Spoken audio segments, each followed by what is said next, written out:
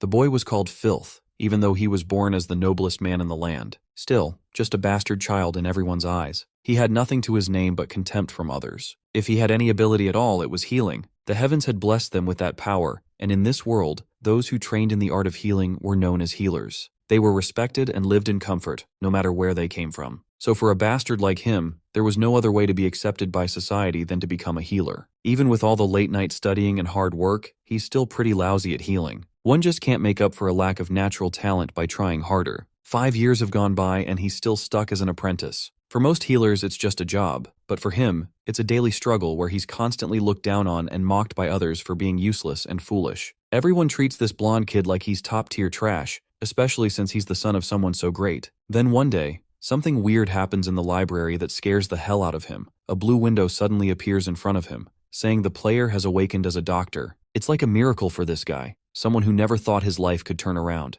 At first, he figures he must be hallucinating from exhaustion. He's never even heard a word like that before, and if he had to imagine anything, he'd rather it be a healthy delusion than this. Then out of nowhere, there's a flash of light, everything goes bright, and suddenly his clothes change like he's the one in charge of an operating room. Just like that, he sees a body in front of him, bleeding out with unstable vitals. Someone calls for a transfusion, and he has no clue what's going on. Words like clamps, forceps, and levofed are being thrown around, and none of it makes sense to him, yet somehow, he knows exactly what to do. The meanings just pop into his head, like they were there all along. On top of that, he's even holding his hands above his waist without thinking, like he's keeping them sterile, and he suddenly realizes he's a doctor about to perform surgery on a ruptured spleen, which is a splenectomy. Deep down, he knows no amount of healing magic could save this patient, but medical science might actually keep him alive. Then, in a flash, he's snapped back to reality, and it feels like only a second has passed. The idea of cutting open someone's stomach to help them seems like some twisted form of healing to him, almost barbaric, like some kind of fake magic. With a nervous laugh, he tells himself it's just a strange dream from overworking. But deep down, he knows it wasn't. Somehow, he has a gut feeling that this way of healing is much better and more reliable than what's usually done. In the land of Lepentina, healing magic doesn't help many sick patients, but medical science actually gets the job done. The guy's head is spinning like crazy when a window pops up, congratulating him on awakening to a new occupation as a grade SSS doctor. It tells him to check his status window, where his name appears as Dr. Raymond,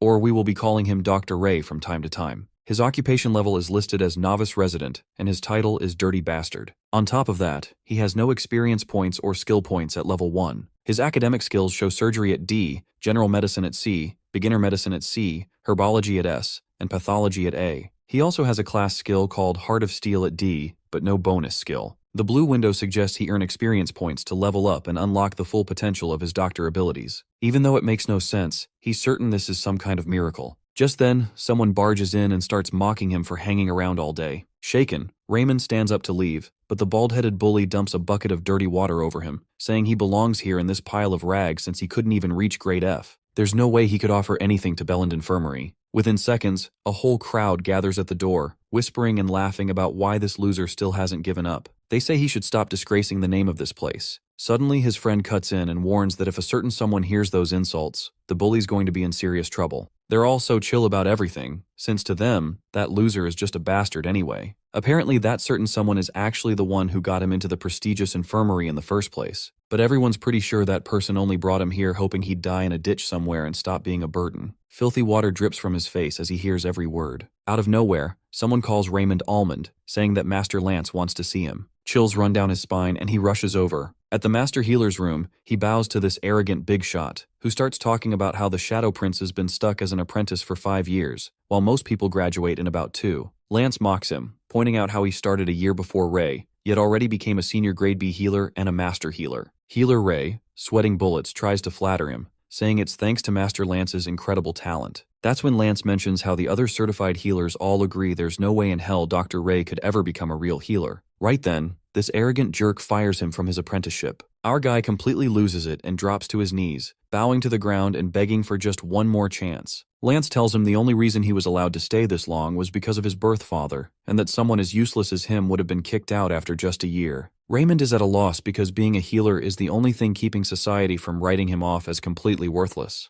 If he gets expelled now, there's no way he'll ever become a real healer. Suddenly, a blue window pops up, showing that Healer Ray can perform surgeries on patients. That's when it hits him. He can actually treat people using that. So, an idea sparks in his head, and he begs for one last chance to prove himself by treating a patient. He's sure that even if he's stuck at grade F with his medical science knowledge, he can still become a proper healer. Now Doc Ray is practically on his knees, begging Master Lance to give him just one patient to treat. He swears he'll heal them and earn his way back into the Belland Infirmary with that one chance. Master Lance, wearing a sinister smirk, asks if Raymond thinks this is some kind of game. Then something clicks in his mind, and he suddenly knows exactly what to do. He hands Ray a patient's file and tells him to heal this one. If he can pull it off, he won't be expelled. On Lankin Street, this novice resident walks with a storm of self-doubting thoughts, clutching the papers tightly in his hands. He wonders if he can really pull this off, especially when he's never even treated a patient before. Then he reaches the place, takes a deep breath, knocks on the door, and tries to prepare himself for what's coming. The lad is certain that if he fails, he's done for. He'll get the boot without even finishing his apprenticeship, and this is probably his last shot. If he messes this up, he'll lose the chance to take the qualification exam and be forcefully labeled as an uncertified, unofficial healer. Not to mention, he could get arrested and thrown in prison too, which would spark rumors about the bastard turning into a criminal. First, a bastard, now a convict. People would say that a certain someone would never be able to wipe that stain off. They'd think it'd be better if Raymond just gave up on life altogether. He swallows hard and gets ready to go in, but out of nowhere, the door swings open and smacks him right in the head, knocking him flat on his back. The girl on the other side freaks out when she sees that she's hit him and scattered all his papers across the floor. Right then, she spots the Belland Infirmary symbol and asks if he's really from there. Tears of joy stream down her face as she rushes over to welcome him, clearly desperate for help. She calls out to her mom, shouting that the healer they sent has finally arrived. Her mom comes out, stunned to see him at the door. Ray gets back on his feet and greets them with as much confidence as he can muster. The girl's mom respectfully shows him inside. When our guy tries to explain that he's just an apprentice, she brushes it off and begs him to save her husband no matter what. She admits they weren't expecting anyone to come since they couldn't afford help, and they were preparing to watch her husband die right in front of them. After reading through the patient's history, the newbie resident sees that the man has a severe infection around his hip, something that would normally need a grade B healer to handle. But apparently, poor patients don't get the luxury of high-level treatment. Instead, they're stuck watching their loved ones slowly die right in front of them. It's the same heartbreaking scene he went through as a kid, begging the infirmary staff to save his mom. He had bawled his eyes out, promised to work harder to pay them back, and offered the only coin he had. And now it's this mom doing the begging to save her husband, and the crying daughter pleading for her father's life. After that, Raymond asks to see the patient, and the family happily shows him the way in. A blue window suddenly pops up, praising his volunteering spirit and awarding him a special bonus along with 5 skill points. He's not exactly sure what skill points are, so he checks. Turns out, they can be earned by completing special tasks or quests and later used to buy skills that help with treating patients. As luck would have it, Raymond has just received a scalpel-level medical science quest to treat his very first patient, which could earn him 10 skill points and a bonus level up. Just thinking about treating his first patient makes it all feel huge, and while he knows he's here for personal reasons, the fire inside him is burning strong. He wants to save this patient no matter what.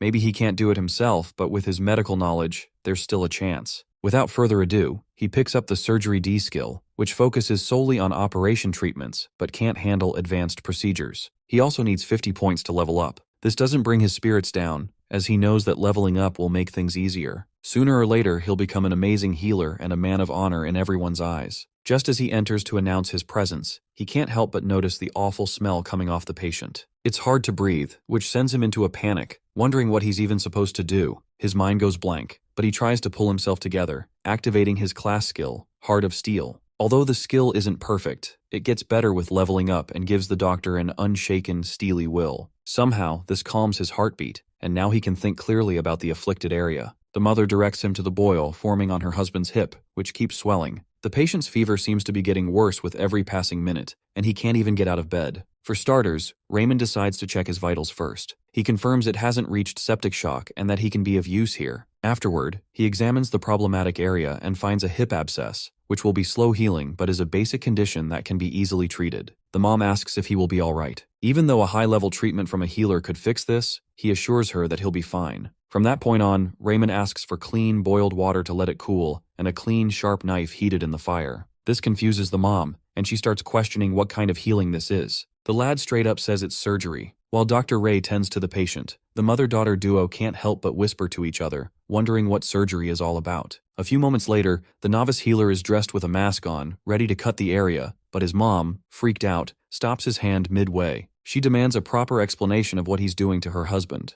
The mom, creeped out by the sharp knife, insists that he use healing magic instead. Ray calms her and asks her to trust him this once, to give him the chance to make her family whole again. The mother, still gripping his knife-held hand, finally lets go, realizing she has no other choice but to let him do this. Meanwhile, Raymond's mind is sharp and focused. He knows he can't afford a single mistake. He has to save this man no matter what. Out of nowhere, he flashes back to an operating theater where he ordered his team to stop a bleeding artery to prevent cardiac arrest. That calm state of cool heads and fiery hearts, as described in general medicine, is exactly what he needs now. Thanks to that knowledge, draining an abscess of this size actually feels pretty simple. Honestly, it's barely even worthy of being called a surgery. The Shadow Prince makes a careful slit into the swollen area and lets the foul-smelling pus drain out. He shakes for a second, but quickly pulls himself together, trying his best to act like a real doctor. For the next step, he carefully cleans the drainage using a clean cloth until no pus remains under the skin. Then, he methodically cuts away all the dead tissue piece by piece with his scalpel. With complete focus, Raymond finishes the procedure, and the infected skin can finally breathe.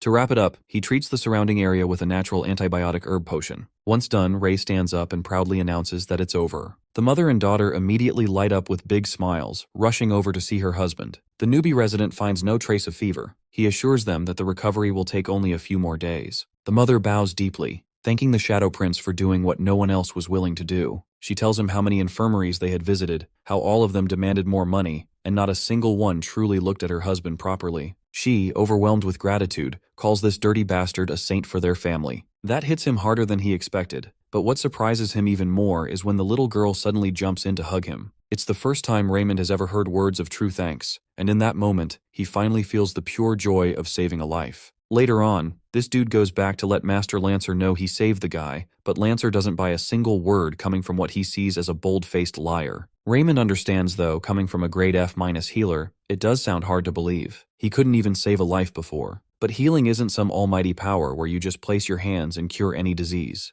In Lapentina, the healing ability works by boosting a person's vitality. As it turns out, stirring the body's vitality this way can create powerful healing effects for several illnesses, but in some cases, it doesn't make any difference at all. For Raymond's first patient, he treated a hip abscess. Boosting vitality with healing would have been completely useless as long as the infection remained in the body. Lapentina's treatment methods appear to have significant issues. They've put all their focus on healing and never bothered to explore any other approaches. Lancer, clearly irritated about this, decides he wants to see it for himself, and if this bastard's lying, he's definitely got something coming. He slams the door shut on Raymond's face. Raymond calms himself down, knowing he has done nothing wrong. Suddenly, the Windows flashes in his face to award him 10 skill points. He leveled up, and his occupation would only change when he hits level 40 from novice resident to skilled resident. Slowly, Raymond realizes his progress might make him a specialist and then a professor. Also, he got a special bonus, but he doesn't get what's extra stat points are for, though he receives one each time for leveling up.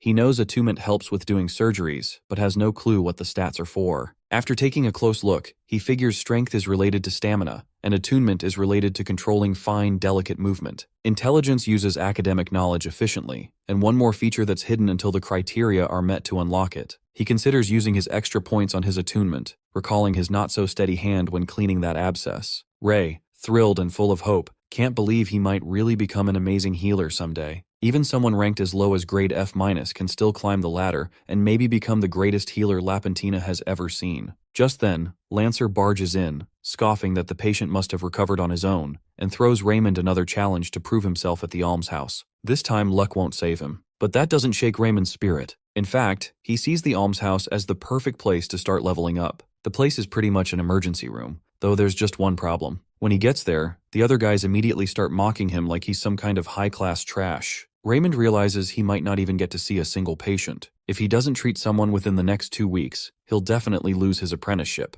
So now he's got to find a way out, and fast. With only 2 weeks to prove he's worth keeping in the almshouse, Raymond knows Lance is just waiting for him to fail. There's no luck to back him up this time. Meanwhile, the place is an absolute mess, with every healer running around like it's some kind of corporate job, rushing through patients like clockwork. At this rate, Raymond might see a patient once a year, let alone in a fortnight. Time's not on his side, so he has to make his own opportunity. Looking around, his eyes land on Hansen, an average grade C apprentice who's busy sweeping the floors. Without wasting a second, Dr. Ray grabs the broom from him and flips on his nice person mode. All smiles as he tells Hansen to take a break because he's earned it. Though his friendly nature has its limits when it comes to how apprentices act, Raymond takes on the cleaning duty just to score some points in Hansen's good books. Hansen actually appreciates the gesture. On top of that, healer Ray tells him to count on him, especially for the boring stuff like handling bandages and herbs. But then Hanson's anxiety kicks in at the thought of Ray getting close to a patient, worried it might set off the others. Sensing the nerves, Raymond flashes his classic puppy dog eyes, assuring Hanson that everything will be fine. He adds that most of the other guys stay in their rooms unless a new patient shows up,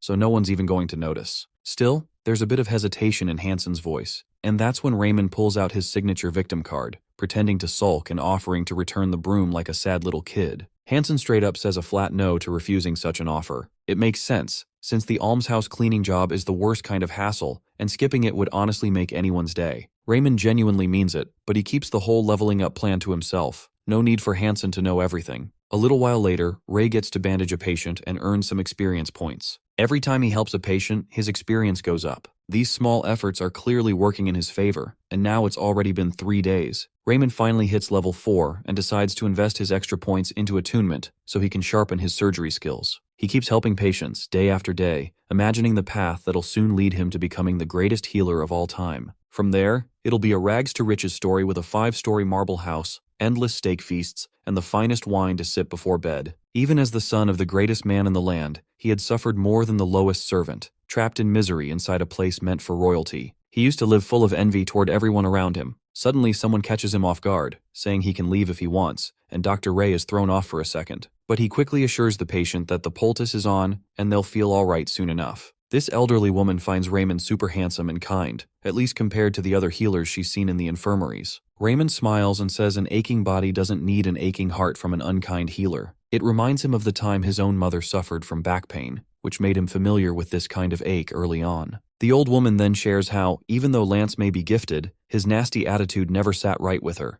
But today, thanks to the Shadow Prince, she's leaving with a warm heart and a big smile. After this, Raymond's blue screen unlocks Friendly Healer thanks to his kindness toward the patient, earning him 5 skill points and a boost in reputation. He knows skill points have something to do with his performance, so after wishing the old woman a good day, he gets back to his chores. With no other choice, he's stuck cleaning again, and the awful smell around the place definitely needs some serious scrubbing. He remembers how Lepentina never really cared much about cleanliness. Even Hanson couldn't get the job done right. Raymond smacks his head, knowing a contaminated facility is terrible for a patient's health. Cleanliness is a pillar of medical science after all. So, he motivates himself by picturing his future wealth as a successful doctor. He scrubs like his life depended on it. He's practically turning the place brand new, and even swears he'll hire a personal cleaner once he makes it big. Though his joints are aching now, he wonders if boosting his strength stat would help. Just then, a flurry of blue windows pops up, unlocking Squeaky Clean, earning him 20 more skill points and some bonus points, and taking him to level 5. With a total of 40 skill points now, Raymond can finally buy new skills and even gain abilities to clean more efficiently. From general to class skills, Ray gets a special bonus on his first purchase and can even grab a unique grade skill for 40 points. He's got 3 options to choose from, including Muscles of Steel, Surgeon's Finesse, and Wise Eyes, all of which are rare and not easily rewarded. It's a tough call, but before he can make a decision, Hanson rushes in with a patient in critical condition, vomiting blood, hematemesis. One glance and Dr. Ray knows this calls for a grade A healer. Sure, healing can help blood coagulate, but in this case, that's highly unlikely to work. Belland Infirmary only has one grade A healer, Director Bucks, and he's currently out treating a noble. The patient is on the verge of death, unless someone performs surgery. Raymond checks his pool of knowledge and finds a procedure that could fix this, but it's normally restricted to high-level residents. Hanson spreads the word in a panic, and Lance shows up to examine the patient. He coldly declares the man as good as dead and sees no point in trying. Raymond storms in, challenging that mindset and asking how they can give up without even trying. He urges Lance to act since he's a grade B healer, and maybe he still has a shot. But Lance is fed up with Ray, wondering where the nerve comes from when the guy's been a failure for 5 years. Lance tells him that if he thinks he's so smart, he should save the patient himself. Raymond knows it's a losing bet, but at this point, the patient's going to die either way. If the man dies because of him, he'll be blamed and thrown out for sure. Just then, the blue window pops up, unlocking Passion of the Healer with the difficulty set too high, allowing Raymond to treat a patient beyond his actual skill level using sheer willpower. He even gets a double level up and 30 skill points. A new medical science quest begins, and Dr. Ray knows that if he messes this up, failure awaits. But when the patient begs him to save his life, Raymond realizes that if he doesn't act now, that man is as good as dead. The hematemesis patient is practically begging Raymond to save him, and Bro knows that if he does nothing, the man will die, and with him, any hope our boy has of staying in the almhouse. But he also knows this case is way beyond his skill level, and if he tries and fails, the result might still be the same. It would honestly be smarter to stick with easier cases for the next 2 weeks. Still, his conscience won't let him walk away from the patient's desperate coughing and pleas for help. He silently prays for strength, and out of nowhere, Heart of Steel activates. With a clear mind, the Shadow Prince makes a vow to practice medicine for the sake of humanity. He won't just stand by while fear and doubt take a man's life. Then he rushes over to Lance and asks for a chance to treat the patient. Lance calls him a mad brat but steps aside, curious to see if Raymond's luck will pull through again.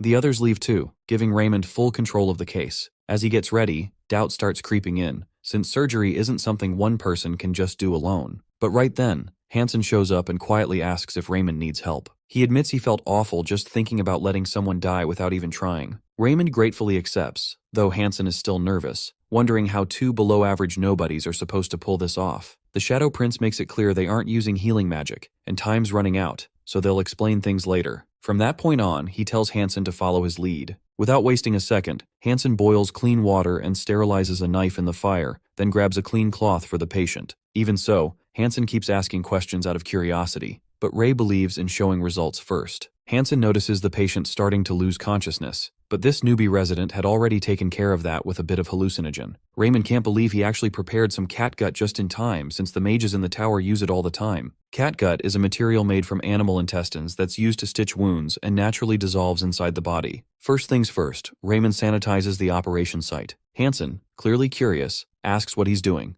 and Dr. Ray casually says he's about to perform surgery. The moment he makes the first cut into the patient's stomach, Hansen nearly screams from the shock, calling it blasphemy. Raymond knows how this abdominal operation works, but seeing the fat and muscle tissue up close makes it hit differently. He feels dizzy and more than a little grossed out. Just then, Heart of Steel kicks in, and Dr. Ray gives himself a little pep talk about becoming the best healer in the land. The thought of people admiring him, along with dreams of future wealth and recognition, pushes him to finish the midline incision. Hansen is still totally freaked out and even considers stopping him. But then he sees Ray pouring everything he has into this and remembers just how weak he used to be. Then they spot the yellow fluid leaking from the duodenum, and sure enough, it's a perforated ulcer. Raymond clearly remembers the procedure. He needs to tie off the blood vessels feeding the area and plug the hole. All of a sudden, Healer Ray tells Hansen to lift the left organ, and the dude nearly loses it just hearing that. Even though Raymond knows this procedure inside and out, his hand refuses to make the first incision and actually get things started. The surgery looks like it's about to crash and burn, but Ray quickly shifts into his breathing routine to calm himself down. He also realizes he still hasn't bought the surgery finesse skill yet, even though strength and intelligence are both crucial right now. That's when the blue window pops up, asking if he wants to purchase surgery finesse, and he instantly applies for it. His attunement points go up too, reaching 16. The moment the skill activates, everything changes. As he works on the patient, Raymond's technique becomes noticeably sharper and more confident. Now he has a steady hand, even if his overall skills haven't magically improved. With no more shaking getting in the way, he asks for the cord to tie off the blood vessel and close the hole in the duodenum. While lifting the omentum connected to the stomach, Raymond plugs the perforation with a Graham patch and severs the vagus nerve to help stabilize the stomach acid secretions. Then comes the messy part. He wipes off the gastric fluid that's contaminated the peritoneum using sterile water and gets ready to close up. That's how he completes his very first laparotomy, and to his surprise, it unlocks the achievement Father of Surgery, reserving his name in history as a pioneer for future healers. He earns 10 skill points, along with a level-up bonus for successfully treating a case way above his grade. On top of that, he becomes a passionate healer and scores another 30 skill points with some extra bonus leveling.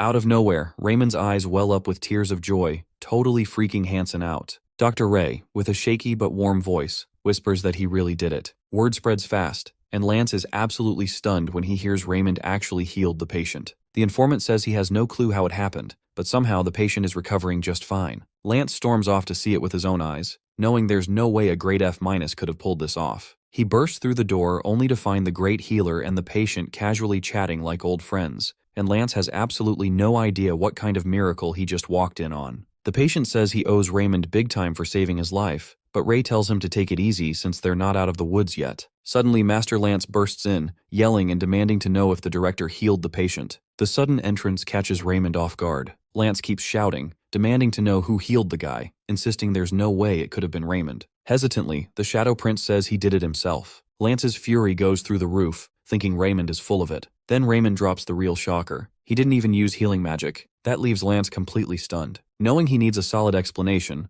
the Shadow Prince says he used an ancient method called medical science to treat the patient. And just like that, he spins a story about how he once tripped and fell off a cliff up north, where he stumbled upon a treasure trove of knowledge about this forgotten practice. Of course, Master Lance doesn't buy a word of it and unleashes his full rage until the patient, fed up, tells him to stop hollering. Then the guy lifts his shirt and shows the surgical incision as proof, leaving Lance completely speechless. On top of that, the patient suddenly recognizes Lance's face, realizing he's the one who had been ready to let him die without even trying to help. Now here he is, trash-talking the only person who actually saved his life. Raymond quickly grabs hold of him, warning him not to get up with those fresh stitches, but the patient completely loses it and snatches the nearest pot to hurl it at Lance. Just his luck, Master Lance ends up getting smacked with a pot full of piss, and he freezes in place, shivering in absolute disgust. The patient roars in anger, warning that he's got a bucket full of feces ready to throw if Lance doesn't get the hell out. Lance bolts out of the room, and the patient shakes his head in disbelief, wondering how someone like that could call himself a healer. He apologizes for making such a mess, which only adds to the Shadow Prince's worries.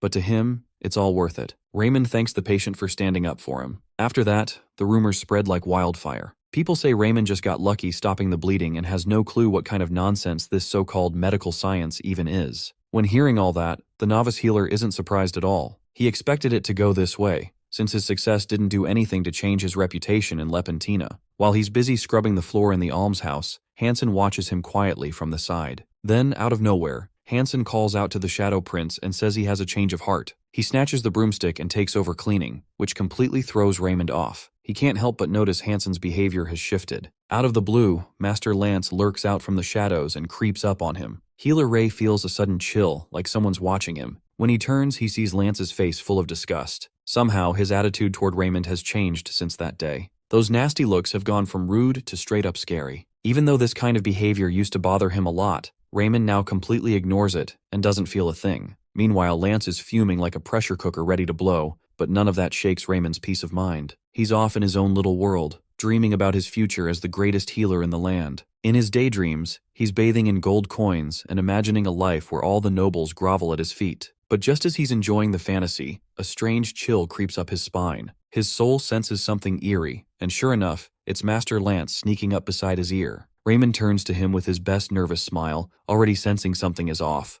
With a sly grin, Lance drops the bomb, and Dr. Ray is officially set to depart for the upcoming Royal Name Day celebration. That's something Raymond never expected, and just the thought of it sends a cold wave down his spine. Lance practically yells it in his ear, and Dr. Ray can hardly believe what he's hearing. It's clear now. Lance made this bold move to crush his strange little practice by signing him up for the royal event, probably hoping Raymond will crash and burn in front of the entire nation. And here Lance is, acting like he's doing him a favor. The Name Day celebration is actually a banquet held every year at the royal palace to honor the first king's birthday, and all the nobles show up to celebrate it. Because of the high-profile crowd, the palace healers often fall short in numbers, so extra hands are called in. Every infirmary sends one healer to attend, and being chosen means your skills have been officially recognized, which is a huge honor for any healer. Still, something feels off to the Shadow Prince, even as Lance smugly brags about how only the best apprentice gets such a prestigious chance. While Lance goes on and on about how the Shadow Prince saved a patient with internal bleeding, calling it proof that he's worthy, Raymond sits sulking in the shadows. Through gritted teeth, he mutters, "Monster," under his breath, realizing this is just another setup to humiliate him. The palace is nothing but a nightmare to him, and the memories of the last time he was there come flooding back. How some guys kicked him in the gut like he was a stray dog, told him to die just for being born, like his very existence brought them misery. Compared to that hellhole, the infirmary has been heaven. All the palace ever gave him was beatings and crashes and insults. He was always mocked and blamed for bringing shame to their father's name. They used to call him the Shadow Prince, a nickname that still stings. Even his father turned his back on him, because in the chivalrous kingdom of Houston, a bastard child like him was never supposed to exist. The king's one mistake became Raymond's curse, branding him as a filthy disgrace that tainted the royal bloodline. Now Lance has the nerve to send him back to that place for the festival. Raymond breaks the silence by asking if it has to be him, saying he's totally open to letting someone else take the lead. Master Lance presses him, asking why he's trying to pass up such a golden opportunity, then reminds Raymond that he still holds the authority to decide when his apprenticeship ends. That hits hard, making Raymond rethink everything all over again. He feels like punching this smug jerk, his hand trembling with frustration. Out of nowhere, the window pops up to announce Raymond's next quest, Savior of the Banquet. His mission is to make it through the entire banquet without a single casualty. The quest is graded half scalpel, with high difficulty, and the condition is simple. Attend the banquet to the end and make sure no one dies. If he pulls it off, he'll earn triple experience for leveling up, gain 30 skill points, boost his reputation, and even win someone's favor. This whole thing weirds the doctor out, making him wonder why the reward is so generous, and even 3 times greater than the last quest. The high difficulty bothers him too, and he starts thinking it might be a sign that something serious is about to go down at the banquet. That thought only adds to his anxiety, but despite the nerves, he jumps at the opportunity to go. Still, he's not going for free. In exchange, he demands a healing certification exam sometime after the festival. Honestly, the only reason Raymond signed up to work at this infirmary was because of that exam, and there's no way he would have agreed to this hellhole mission to the palace without something in return. Lance visibly flinches at the thought of letting a grade F- rookie sit for the certification exam.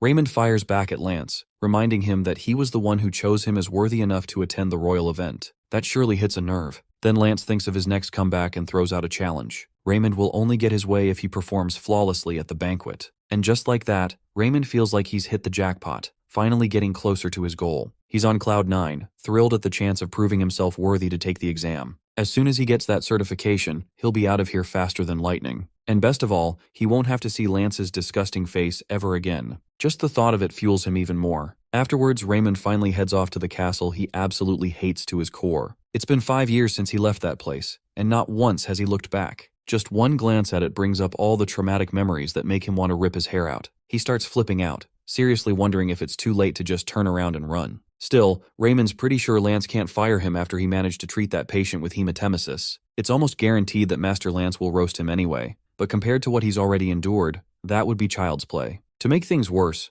Raymond keeps thinking his skills are still terrible, and he's not even confident he can actually help anyone at the palace. The place will be crawling with top-tier healers from all over the kingdom, which makes him feel like he won't even be needed. But then, a thought clicks. If there's someone who can't get treated by anyone else, that person might die. That idea hits hard, and before he even realizes, his feet are already moving, carrying him farther toward the palace. Even though everyone in that place once treated him like first-class trash, something shifts inside him. Healer Ray finally stops running from it all and tells himself that he's done nothing wrong, so there's no reason to keep running now. Apparently, being born a bastard wasn't his choice to begin with. His father, who happens to be the king, is the one to blame for this whole existential mess, and Dr. Ray's the biggest victim of it. In the past, he would have just kept running from everything, but now his morals won't let him risk letting a patient die when they might need him most. He reminds himself that he's here to treat people, not to serve the palace or anyone in it. Suddenly a window pops up, informing him that his heart of steel has temporarily risen to grade A, triggered by him facing his fears for the sake of patients. He actually feels something warm in his chest, calming down his jittery nerves. He can sense the effect of an A-grade skill kicking in as his pulse starts to settle. With a clearer head, his thoughts shift, and he realizes he could even make a fortune saving a noble's life, just the kind of motivation he needed to get hyped up.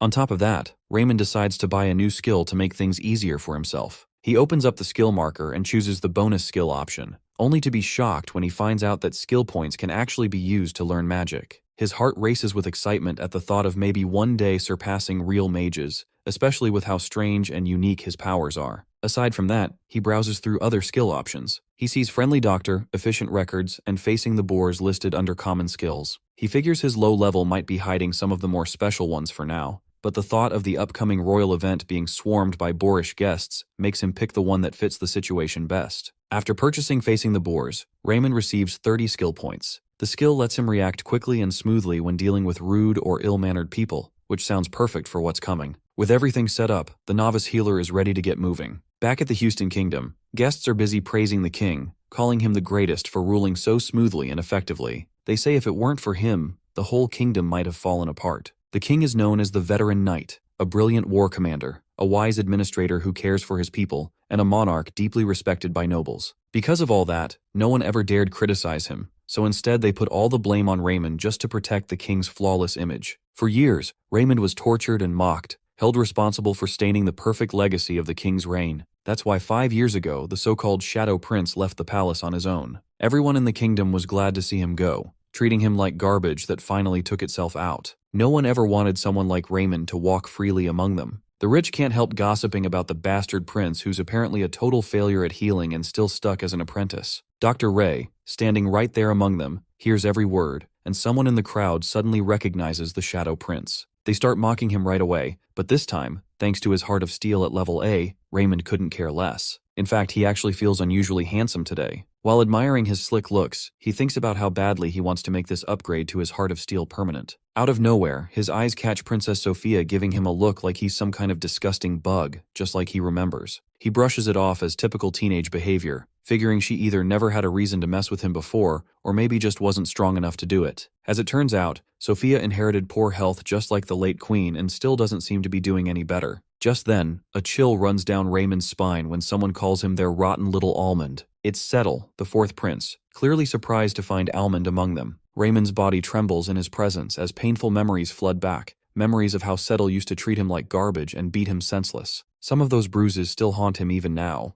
The whole situation feels like a mouse cornered by a snake. Settle asks why he's so quiet, wondering if Raymond's finally grown the nerve to ignore the royal family. Then he grabs Raymond by the chin and pulls him in close, making sure all eyes are on him. Raymond's body flinches as a flashback to his horrific memories hits him hard. But before it gets any worse, he forcefully activates Heart of Steel, and just like that, he feels totally at peace, like nothing matters anymore. The system detects Settle's attitude as extremely boorish, which instantly triggers facing the boars. Without missing a beat, Raymond bows respectfully to Settle, completely catching him off guard. Settle is baffled by the sudden display of manners, especially since Raymond has never even spoken to him before. What really throws him off is how calm Raymond is now, considering he used to shake like a leaf just being near him. The redhead stands there confused. Just as he's about to throw his drink in frustration, Ray, looking all innocent like a cute bunny, asks if Settle came over because he's feeling any aches or pains. Settle straight up freezes on the spot, not knowing what the hell that's supposed to mean. Raymond calmly explains that Settle just stepped into the healer's zone, so he figured the prince might need some health care or something. Even though Settle insists he's fine, deep down, he knows something feels off with Ray. Still keeping it polite, Healer Ray tells him he's welcome to head back to the main hall and enjoy the rest of the banquet. That only makes Settle more irritated, especially as Raymond casually turns to the man next to them, who had just sat down after a sudden wave of vertigo. With a gentle touch, Raymond supports the old man and assures him he'll treat whatever illness is stopping him from enjoying the royal banquet. Meanwhile, Settle is still standing there like a statue.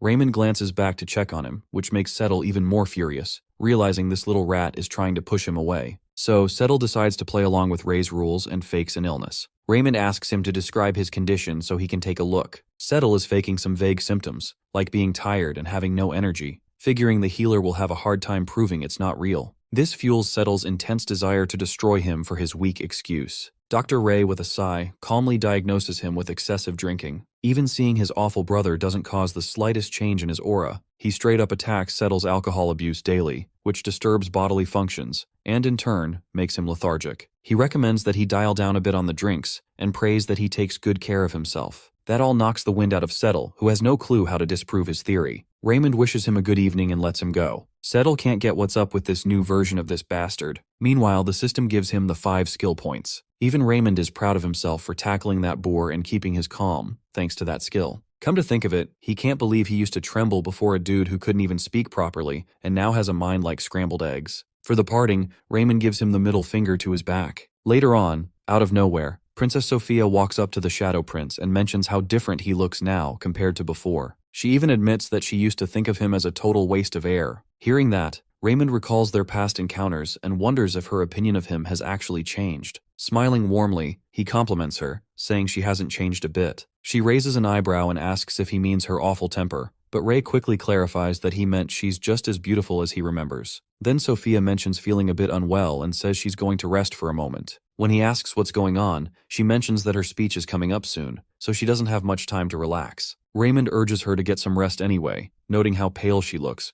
but she waves him off, saying he's just an apprentice who probably wouldn't know how to help her. As she walks away, Raymond notices her cranky mood isn't really aimed at him. Then the time for the speech arrives, and Sophia steps forward to greet the crowd gathered for this year's name day celebration. Everything seems fine until Raymond spots something off about her. She starts huffing, and suddenly her heart begins pounding in her chest. Without warning, she trips and collapses, causing panic among the audience. A group of healers rushes over at once, and that's when it hits Raymond that Princess Sophia is actually part of his quest. Quickly, the royals called for healers to tend to her. One of them stepped forward and used healing magic, but it didn't work at all. That sent a wave of panic through Raymond's chest, especially since even a grade A healer couldn't make the slightest difference. Doubt crept into his heart, making him question whether he was even qualified to step in. The pressure was intense, and the thought of messing up and facing the consequences made his legs weak. For a moment, he seriously considered pretending he hadn't seen anything, especially since he and Sophia never exactly got along from the start. When he's just starting to unlock his new abilities and pursue his dreams, the thought of his life ending now feels incredibly unfair. He tightens his lips, and Sophia's recent words echo in his mind about how he's changed. It wasn't a perfect apology, but Ray's heart simply won't allow him to give up after that. Raymond grits his teeth. He's not letting Sophia kick the bucket before she gives him a decent apology.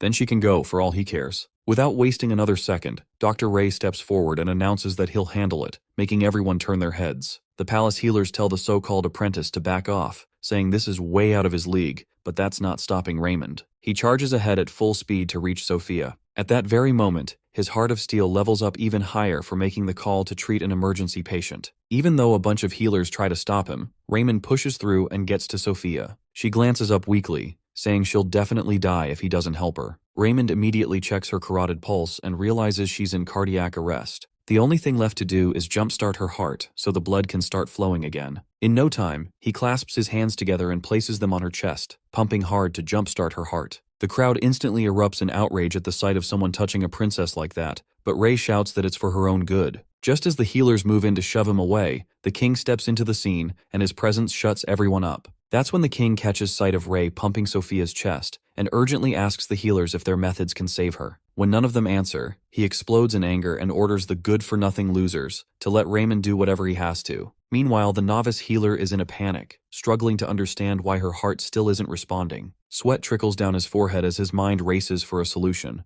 Knowing every second counts, he keeps performing the chest compressions, but a wave of anxiety crashes over him, especially with the onlookers already whispering and treating him like some kind of perpetrator. Eyes wide with horror and teeth clenched under pressure, Raymond struggles to breathe as he keeps doing chest compressions. He knows he's in deep trouble. For a second, panic takes over, but he forces himself to calm down, remembering that when CPR doesn't work, the next step is an electric shock. What he needs now is a defibrillator, but finding one in Lepentina is almost impossible. With no other choice, he quickly opens his status window and checks the skill market, then spends 80 skill points to buy the bonus skill Electricus Magic. He, wasting no time, places one hand beneath Sophia's right collarbone and the other near her left armpit, channeling the electricity straight into her body. Just as he does, a man armed with a broom shoves him aside, cutting off the flow of magic. The guy looks ready to take Raymond's head off, shouting that he's attacking the princess while she's already on the brink. Dr. Ray, shaking like a leaf, tries to explain that he's not hurting her but trying to save her using magic. Just then, the king orders the healers to examine the princess. Immediately, one of them checks her pulse and announces that her heart is beating once more. A wave of disbelief washes over them all, unable to understand how this could be possible since Raymond didn't appear to use any healing techniques. Raymond lets out a relieved sigh, a small comfort knowing his demise might not be so gruesome after all. However, the king's curiosity has reached its peak, and he urgently demands to know Raymond's methods. This certainly catches him off guard. The king is waiting for any credible explanation that can justify Raymond's methods. At first, Raymond bows down in respect,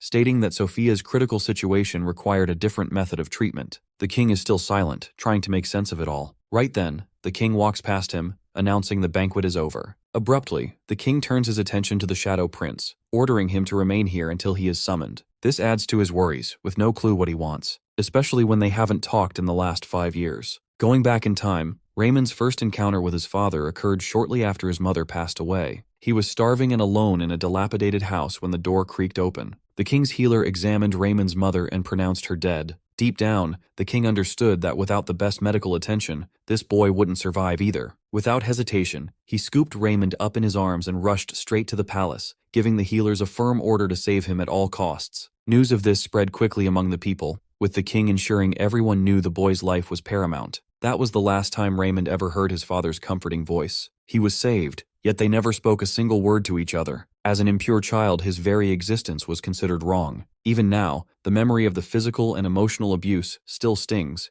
and he often wishes his father had simply left him to die. The phantom pain of his childhood arm injury, the feeling of blood seeping, remains vivid even now. Out of nowhere, the status window suddenly pops up, flashing a notification that the quest Savior of the Banquet has been completed, rewarding him with 30 skill points. Raymond had completely forgotten about the quest reward in the middle of all the chaos. On top of that, he levels up 4 times and racks up a total of 60 skill points. As if that wasn't enough, he also earns a solid boost to his reputation and unlocks a new achievement for saving a VIP. The lad is over the moon, fully convinced that everything he just went through was totally worth it. As he hops around in pure joy, he casually refers to the king as His Majesty instead of father, making it clear he doesn't care about that guy one bit. Raymond's smug face shines with pride, fully aware that he just pulled Princess Sophia back from the jaws of death. Raymond decides he's going to demand the biggest reward imaginable for saving her life. Afterwards, the novice healer is summoned before the king and gives his respectful greetings as his lowly servant. The king asks if Raymond made use of a different style of treatment. Thus, Raymond comes clean, revealing the method called medical sciences, an incredible ancient technique he found in some old ruins. Good thing Raymond came armed with his made-up stories, just in case anyone gets nosy and asks for details. Plus, Lepentina is covered in ancient runes, so explorers often stumble upon all sorts of mysterious knowledge. Considering its past held far more advanced technology than what exists today, most of which is still a complete mystery, Raymond's made-up explanations end up sounding surprisingly believable. Finding knowledge lost to time in Lepentina is pretty believable,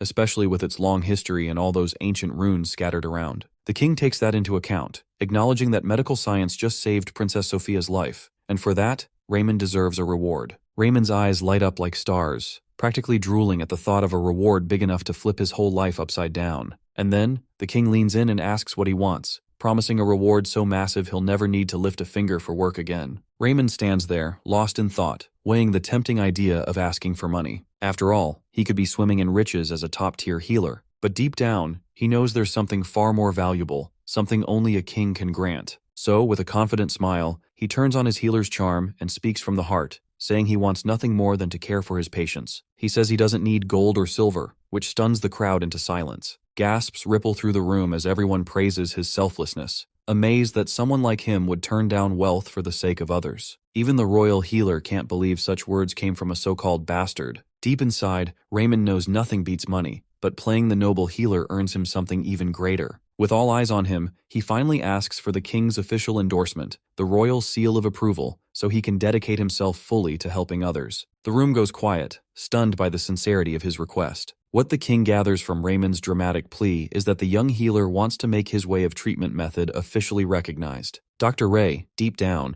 is worried that the healer community might come after him for using unorthodox methods. They could easily label everything he did as dark magic and pressure the Tower of Healing to ban such practices altogether. To avoid that nightmare, the king's approval is the only shield he's got. Realizing the truth behind Ray's concern, and the fact that this same approach saved his daughter's life, the king has no choice but to declare medical sciences an official method of treatment. With that, Raymond finally achieves one of his goals. But he's not done yet. Looking back at the king, he politely mentions that there's just one more thing he needs. Yet again, Raymond plainly explains that he has no desire to claim gold or silver from the king. However, as a healer, he hopes to enjoy at least a little glory. He takes a deep breath and states that the king must grant his permission for him to receive the Bringor Award. The Bringor Award is something the royal family gives only for the most outstanding and meaningful deeds. The crowd in the back starts whispering among themselves, saying that the Bringor Award only comes with honor and nothing more. They watch in disbelief as this man asks only for prestige, turning down wealth after saving the princess. No one expected something like this from a bastard. But the truth is clear, Raymond is one amazing healer. Just then, the window pops up, showing that people are deeply moved by his words, and his reputation takes a solid boost. Still, Raymond laughs to himself, knowing they've got it all wrong. What they don't know is that the Bringor Award can lead to an honorary knighthood, which, while it comes with no real privileges, is the first step toward nobility. He's practically dying to get it,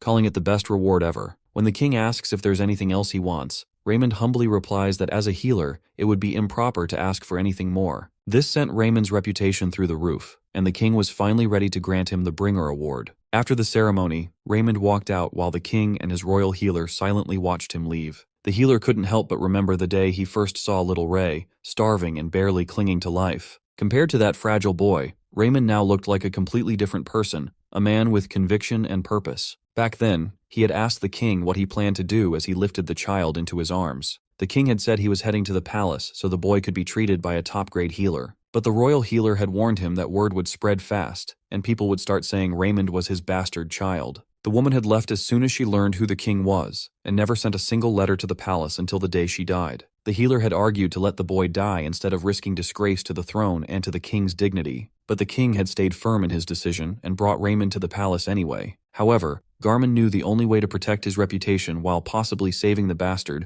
was by showing absolutely no emotion toward the boy, no matter what happened. The king's judgment worked out perfectly, and no one criticized him for it, mainly because they had a better target to focus on, like Raymond. The healer wished Raymond had just been some countryside noble's bastard, so things wouldn't have gotten this complicated. Still, he silently thanked the heavens for the blessing of medical sciences that gave him the chance to turn his life around. He figures that his chosen method might at least deliver results equal to a mid-grade healer, which would be enough for him to make a decent living. For a bastard like Ray, even that is a big win. The king stays silent, offering no comments. Meanwhile, Raymond returns to the Belland Infirmary, where everyone welcomes him warmly, stunned to hear he received the Bringor Award. People around here aren't even using his name anymore. They're calling him Almond instead. Some of them are clearly envious and act a little distant, especially with their long history of mistreating him. Nobody, not even Lance, ever imagined Raymond could pull something like this off and make it big. Even Lance is walking on eggshells around him these days. Just then, Raymond demands to know if Lance still has a problem with giving the certification exam. Lance flinches the moment he sees Ray, awkwardly calling him Sir without much reason behind it. Dr. Ray, of course, doesn't let it slide. He keeps pushing Lance to say his name again and again, teasing him the whole time like he's just messing around. Lance finally snaps and says it out loud, this time with clear disgust in his voice. Raymond just grins and asks if that's how royal etiquette works these days. Lance, shaken like a leaf, straight up apologizes. Raymond thanks him for using the proper tone and bullies Master Lance into bowing before him with respect. Raymond feels like he is on top of the world,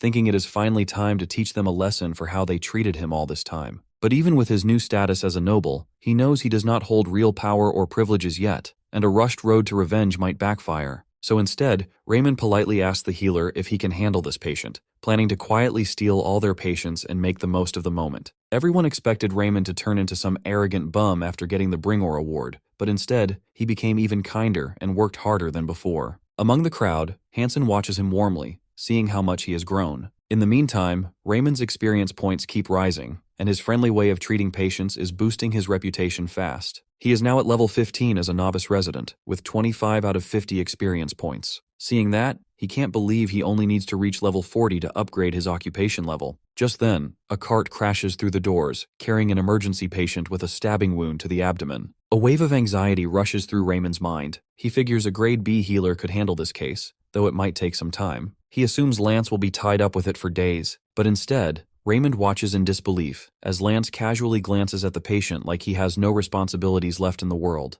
acting like this is no big deal, even though it is far from an easy case to treat. A man knocks on the door with a bleeding stab wound in his abdomen, muttering to himself and wondering who snitched. A few days earlier, at Count August's manor, word had already spread that the Shadow Prince had made quite a scene at the banquet, so much so that he received the prestigious Bringor Award. The Count thinks that while the boy may have exceptional abilities, the title of prince is wasted on him. At the same time, he brings up the three princes of the Kingdom of Houston, where the battle for the throne is already brutal with the current contenders. His servant asks if House August isn't supporting the third prince. The second prince is named Karen, and the third is Remerton. Out of all three, the Count believes Chiron is the strongest candidate, which is exactly why he assigns such an important mission to Clyan. He orders Clyan to deliver this intel to the third prince right away. Clyan is also told to wear a disguise to throw off the spies sent by the second prince, then head straight to the rendezvous point without being seen. As it turns out, the second prince had sent an assassin to finish the job by stabbing Clyan. Somehow Clyan managed to escape, though he lost a lot of blood in the process. Luckily for him, Belland Infirmary was nearby, and he believed that the grade A healer, Director Bucks, might be able to save him. Staggering from blood loss, Clyan made his way there, convinced that his fate wasn't to just bleed out and die. But when he arrived, Master Lance didn't look too eager to help. He questioned why a beggar was even inside, saying they didn't treat the penniless, especially not when the wound would take him days to heal. Without a second thought, Lance ordered his lackeys to drag Clyan off to the White Infirmary, where poor peasants were usually treated. Clyan tried to speak up about his identity and residence, but his lungs failed him, and all he could do was cough up blood. Just as Lance was about to throw in a snide comment, Raymond cut in, pointing out that the White Infirmary had no healers capable of treating such an injury. If they dumped him there, he'd be as good as dead. Lance, grinning like a devil, turned to Sir the Great Healer and asked if he would do the honors instead. After all, Raymond was the celebrated savior of Princess Sophia, so surely something like this would be a piece of cake for him. The crowd starts whispering, saying how the Shadow Prince has been stealing their patients lately, so why can't he just take this one too? Some even snicker that medical sciences probably only works on easy patients anyway. Raymond feels a rush of anxiety. He knows a stab wound isn't something a novice resident like him is supposed to handle. He's not ready for something this serious. Lance takes the chance to mock him, telling him to go ahead and prove to everyone why he's known as the friendly healer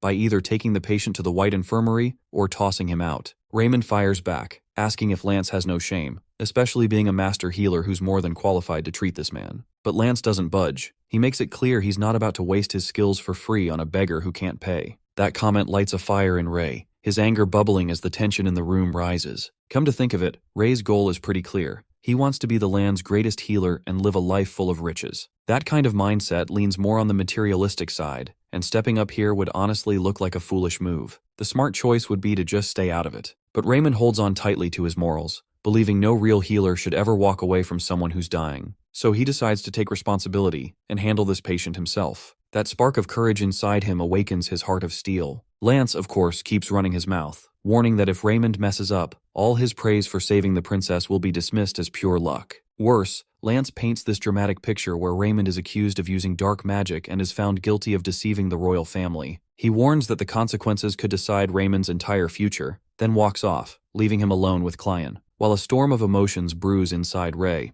Hansen steps up and gently asks if he needs a hand, reminding him that it's better not to work alone like last time. Just as Hansen seems unsure, Raymond grabs his hand and thanks him, appreciating how he had his back before too. Hansen's words, that he's done this once already, give Raymond the boost he needs, making him feel like this might actually be a walk in the park. Without wasting time, he asks for sterile boiled water, a knife, and a needle heated in flames, making sure the surgical area gets cleaned right away. Afterwards, both Lance and Hansen suit up with their masks on. Raymond quickly realizes that a blood transfusion is necessary, but since Lepentina doesn't have the proper tools for that, he decides to make do by keeping the patient's vitals stable with a steady flow of saline solution. He activates Surgeon's Finesse, a skill that boosts his attunement, making his hands sharper and more precise for surgery. With that, he makes the incision, confident that his attunement has doubled since the last time, which makes everything feel a bit smoother. As the blood starts to spill out, Hansen catches a glimpse and flinches. He's never seen so much blood oozing at once. He nervously asks if this much blood loss isn't dangerous, while Raymond struggles to locate the source of the wound through the thick, dark pool of blood.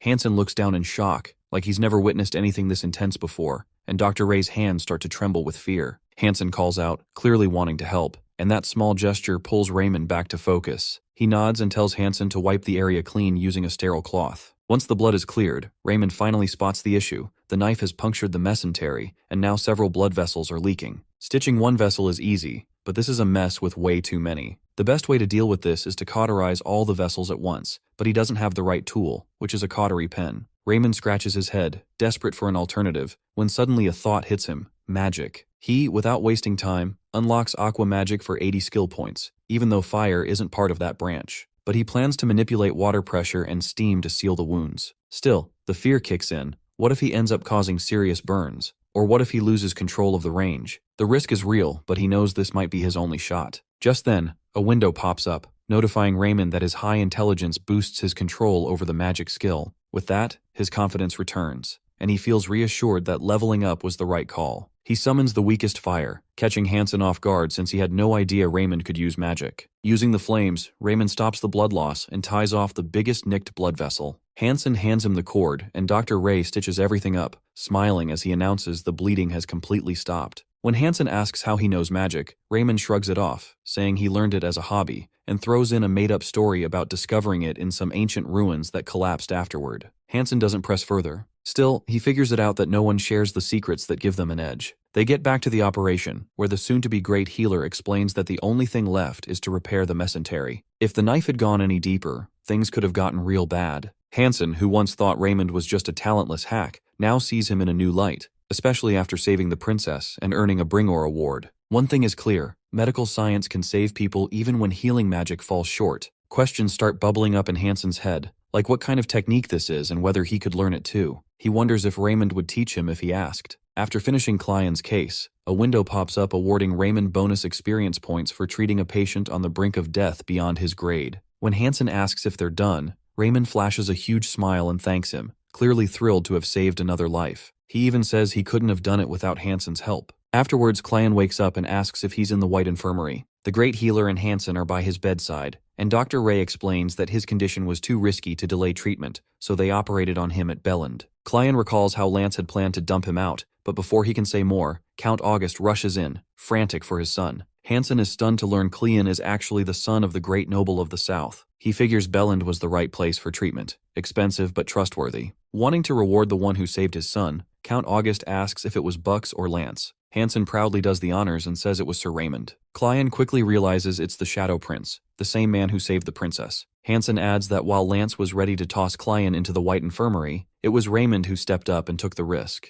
That's all Count August needs to hear before demanding to know why his son was nearly thrown out. Hansen explains that Cleon's disguise made him look like a penniless beggar, which is more than enough to enrage the noble. In the meantime, Lance's lackeys show up late with the news, only after everything is already done. He's stunned to hear that such a high-ranking noble is visiting Belland and quickly decides he has to meet him as the master healer. Still, he's clueless about why someone of that status would come here when no nobles are admitted. When Lance finally shows up, he gives a long-winded, overly respectful introduction, trying to impress. But the Count stares him down with pure disgust and bluntly asks if he's the one who left his son to rot. Lance stammers, asking how he could ever let a noble's son die, saying this must all be a big misunderstanding. But the rage in August and Cleon's eyes says otherwise as they glare at him furiously. The heavy tension sends chills down Lance's spine, and that's when it hits him. The patient he tried to kick out was actually Count August's son. Desperate to cover it up, he claims he had assigned his best man, Sir Ray, to treat such an important patient, even bringing up how the Shadow Prince saved the princess too. But everyone sees right through his panicked attempt to sugarcoat things. That's when Cleon snaps and says he remembers everything clearly. He repeats Lance's exact words, that this infirmary wouldn't treat penniless beggars, and even mocks how Lance asked him how a bum like him managed to walk in here. That's more than enough to make Count August furious, knowing his own son was denied treatment and insulted on top of that, and now Lance has the nerve to lie in front of him. With no other way out, Lance falls to his knees, begging for forgiveness and claiming he just made a huge mistake not realizing who Cleon really was. August gets furious at Lance's excuse of it being just an error. He snaps back, asking if that means if his son hadn't been a noble, it would have been perfectly fine to let him die. It makes Count August sick to see someone like Lance holding the respected title of Master Healer, especially when this is how he treats people's lives. With no hesitation, August orders an arrest warrant to be issued in Lance's name, charging him with contempt of a noble in a court of law. Lance drops to his knees begging for mercy, but August fires right back, asking if he ever showed mercy to the poor. Without a shred of doubt, August swears that Lance will never work as a healer again anywhere in the entire United Empire of the Cross. At that moment, August's guards drag the disgraced man out, and both Hansen and Dr. Ray feel he got exactly what he deserved. After that, Count August bows deeply to the Shadow Prince in gratitude, which completely catches him off guard. Raymond humbly asks him to raise his head, saying he only did his duty as a healer, but August insists he owes Raymond a great debt for saving the heir to House August. That definitely sounds like reward time, and for a brief second, Dr. Ray imagines himself being showered in gold. However, Count August is already aware of what Raymond said at the name day celebration, and believes that, as a healer of true integrity, wealth means nothing to him, even if offered by the king. That leaves the Count unsure of how to compensate him,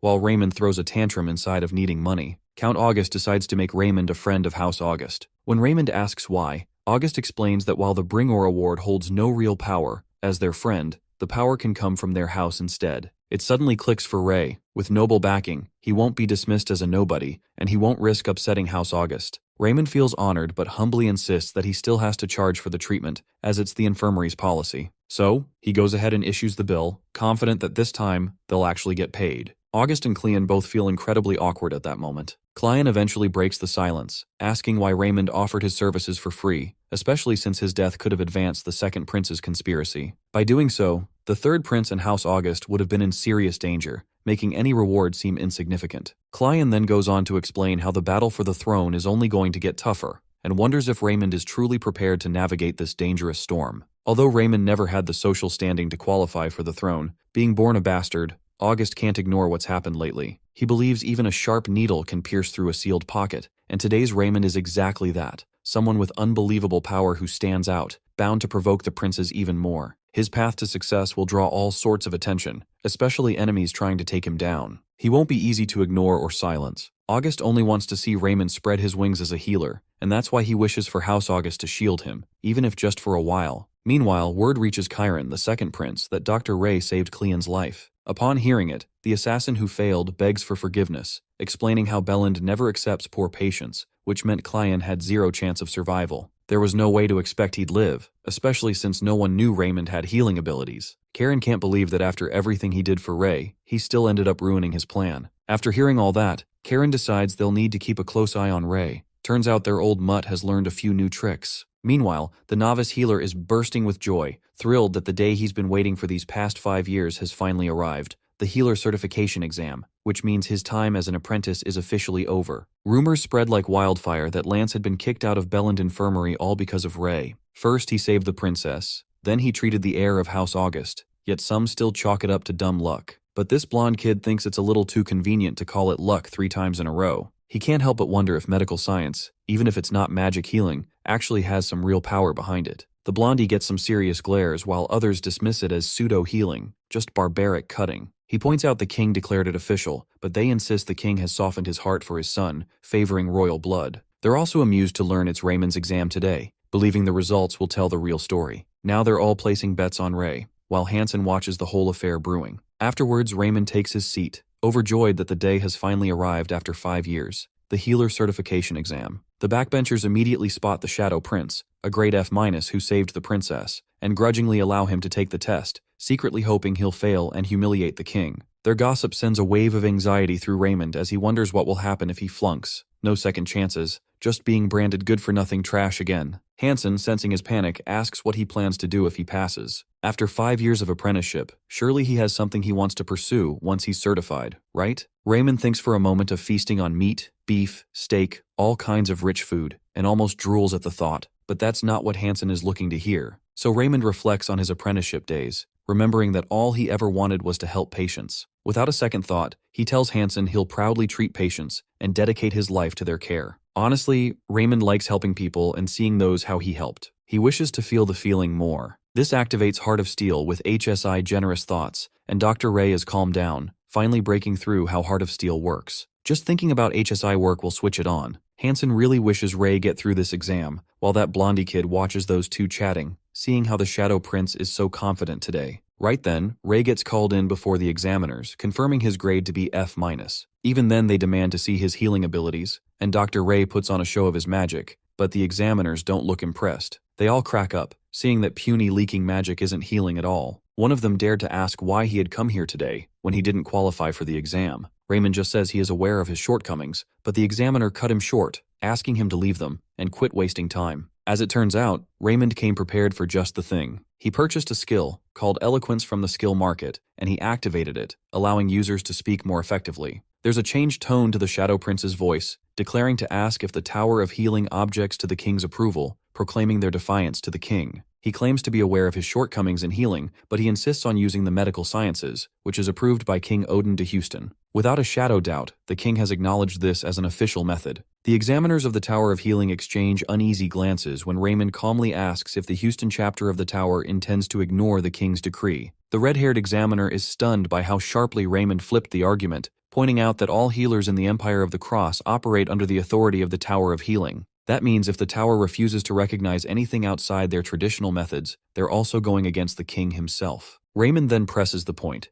If the Houston chapter truly respects the king of their land, then he deserves the chance to prove whether his methods work or not. One of the judges sees the logic in Raymond's words, unwilling to defy royal authority, and just like that, the novice healer is granted a patient to treat, his official shot at becoming a certified healer. He's thrilled for a second, but that joy disappears instantly when he sees the condition of the patient he's been assigned. At the Tower of Healing, prior to the exam, the red-headed examiner decides to assign Sir Raymond this particular patient for his exam. The old woman admits that even Trass, a grade B healer, couldn't treat this patient. Some think it's not suitable for the exam, but the redhead reminds them of Ray's expertise in medical sciences. This is the man who electrocuted the princess to save her, and once sliced open a man's body and sewed it back together. The only worry now is whether they're really allowing a barbarian to become a healer. It seems the redhead is scheming to make Raymond fail. One of the other examiners worries that Count August won't be pleased if the word gets out. But the redhead calmly responds that the exam is his domain alone, and Count August has no say in the Tower of Healing's affairs. He can't stomach the idea that a bastard would dare apply for the exam. Even his cousin, the mother of the fourth prince, agrees that the boy must not pass. Another judge quickly realizes that Count Linson has already decided to fail Raymond. Afterward, Ray gets assigned his patient, and honestly, it feels like he hit the jackpot when he sees it's a bedsores case. Count Linson can't understand why Raymond looks so relieved and happy, especially when even a grade B healer couldn't handle pressure ulcers. Raymond politely thanks the examiners before getting to work. Linson starts wondering if Raymond's gone mad from stress or just doesn't realize what's coming. Later, Raymond talks with the patient's son, explaining that he needs to examine the patient first to figure out the prognosis. As soon as he enters, Raymond smells something acrid.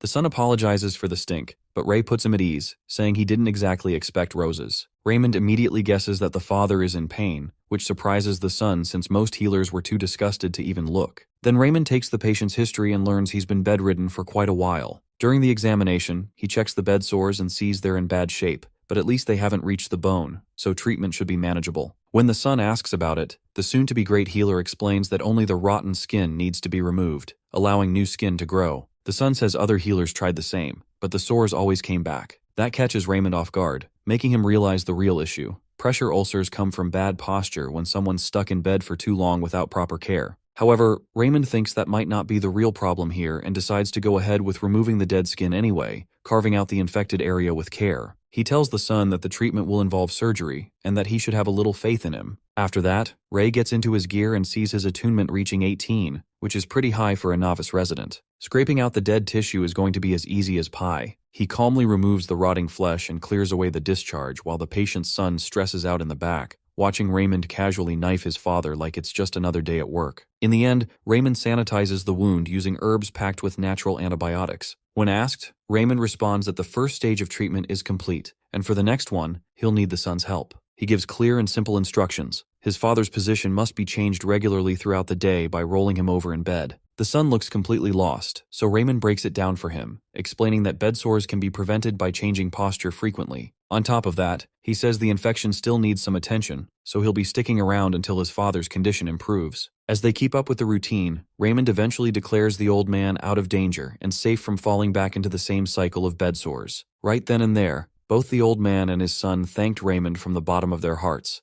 especially since even a grade B healer couldn't do anything about it. Apparently, they didn't have the means to afford a higher-ranking healer and felt truly grateful for Raymond's kindness. After advising them to keep changing the patient's posture regularly to prevent more bed sores, Raymond wraps up his job. Word soon reaches Count Linson, who's having a hard time believing it. The nerdy judge reminds him that he saw it with his own eyes, and the new skin formation is real. Now, they don't really have any excuse to fail Raymond. Linson starts stressing about what he's supposed to say to the fourth prince, especially since there's no proper way to rank someone with a grade F- who just healed a patient needing a grade B healer. The nerd suggests giving Raymond a grade B+ or even a grade A, but Linson immediately shuts that down. There's no way he's letting that happen. Count Linson is freaking out because his plans have gone completely down the drain. However, he adds that while Raymond's ancient technique did manage to cure a difficult patient, his healing is still considered grade F-. No matter the extra credit, anything higher than a grade D is completely off the table. But the others think it's just plain wrong to rank him as a grade D when he treated something closer to a grade B+ condition. Count August definitely won't like the sound of it, but Linson reminds them that August has no right to interfere in the tower's affairs. Then the nerdy judge points out that both the princess and the king might step in if they hear Raymond got slapped with a grade D after healing the princess's grade A condition.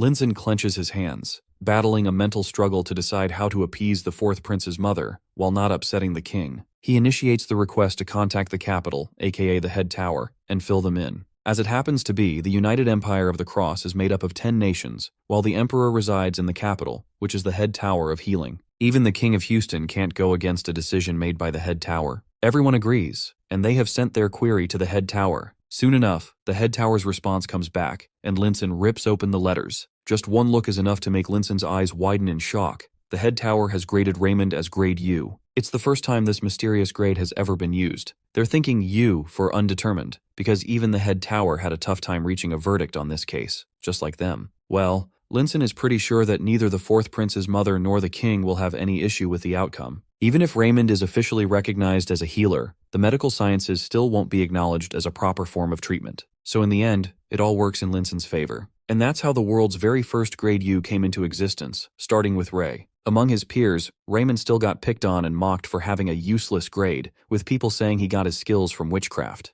They thought it suited a bastard like him, and the letter U became his symbol from then on. But as time passed, people started to see grade U in a different light, calling it untouchable or even ultimate, something far beyond even grade SSS. even surpassing the mythical Grade X, turning Grade U into the most powerful rank of all. That part of the story takes place way later, but for now, in the present moment, Raymond lets out tears of joy for finally passing the certification exam and becoming an official healer. He bids farewell to the days of apprenticeship, plain veggie soup and stale bread, because now he can finally walk the path of steak. With a fiery grin, he lights a match and declares it's time to ditch this hellhole called Belland Infirmary, planning to burn the whole place to the ground. But just as he's about to leave, Hansen catches up with him. Healer Ray nearly jumps out of his skin, scrambling to say it's cold out here, so he's just trying to warm things up a little. Hansen calmly reminds him, it's summer. Afterward, Hansen reveals he received a grade C. So, Raymond asks about his plans as a certified healer. Hansen awkwardly admits he's not entirely sure, even though he received a message from Maple Infirmary. This news thrills Ray, knowing it's one of the 3 largest infirmaries in the capital, practically monopolizing healthcare for the common folk in the area.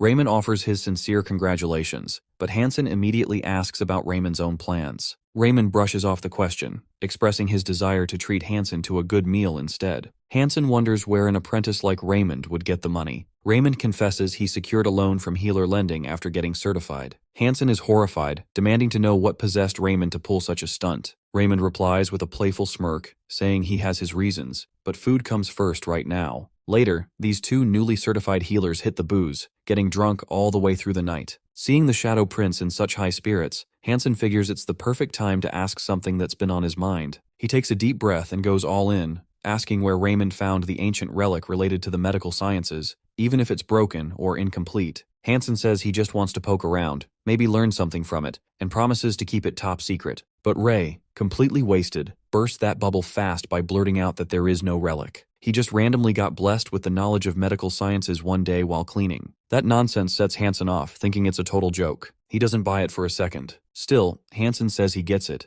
After all the crap Raymond's gone through, maybe he just doesn't want to talk about it. But even so, he still hopes Raymond would trust him enough to share it. Raymond insists it's not a lie, but Hansen, clearly hurt, storms off without another word. Days later, at Maple Infirmary, Hansen learns that Lore Infirmary reached out to Sir Raymond. That's the top infirmary in the capital, second only to the exclusive Helian Infirmary for nobles. He can't help but notice how the Shadow Prince is already surpassing him. But then, he overhears some jerks gossiping about how the Shadow Prince actually rejected their offer. That's something Hansen never saw coming. Hansen completely loses it, barging into the Shadow Prince's dorm and shaking him awake from a peaceful sleep, demanding to know why he turned down Lore's offer. He tries to drill it into the Shadow Prince's head that Lore is way better than Maple Infirmary in every way. But Ray, still groggy, drops the real reason. He's decided to start his own infirmary. That throws Hansen off completely. Raymond reminds him that he already took a loan from Healer Lending just for this. Hansen gets even more fired up, asking how a rookie like him thinks he can pull off something this big. He's pissed, thinking Raymond's treating it like some child's play. He lays it out straight.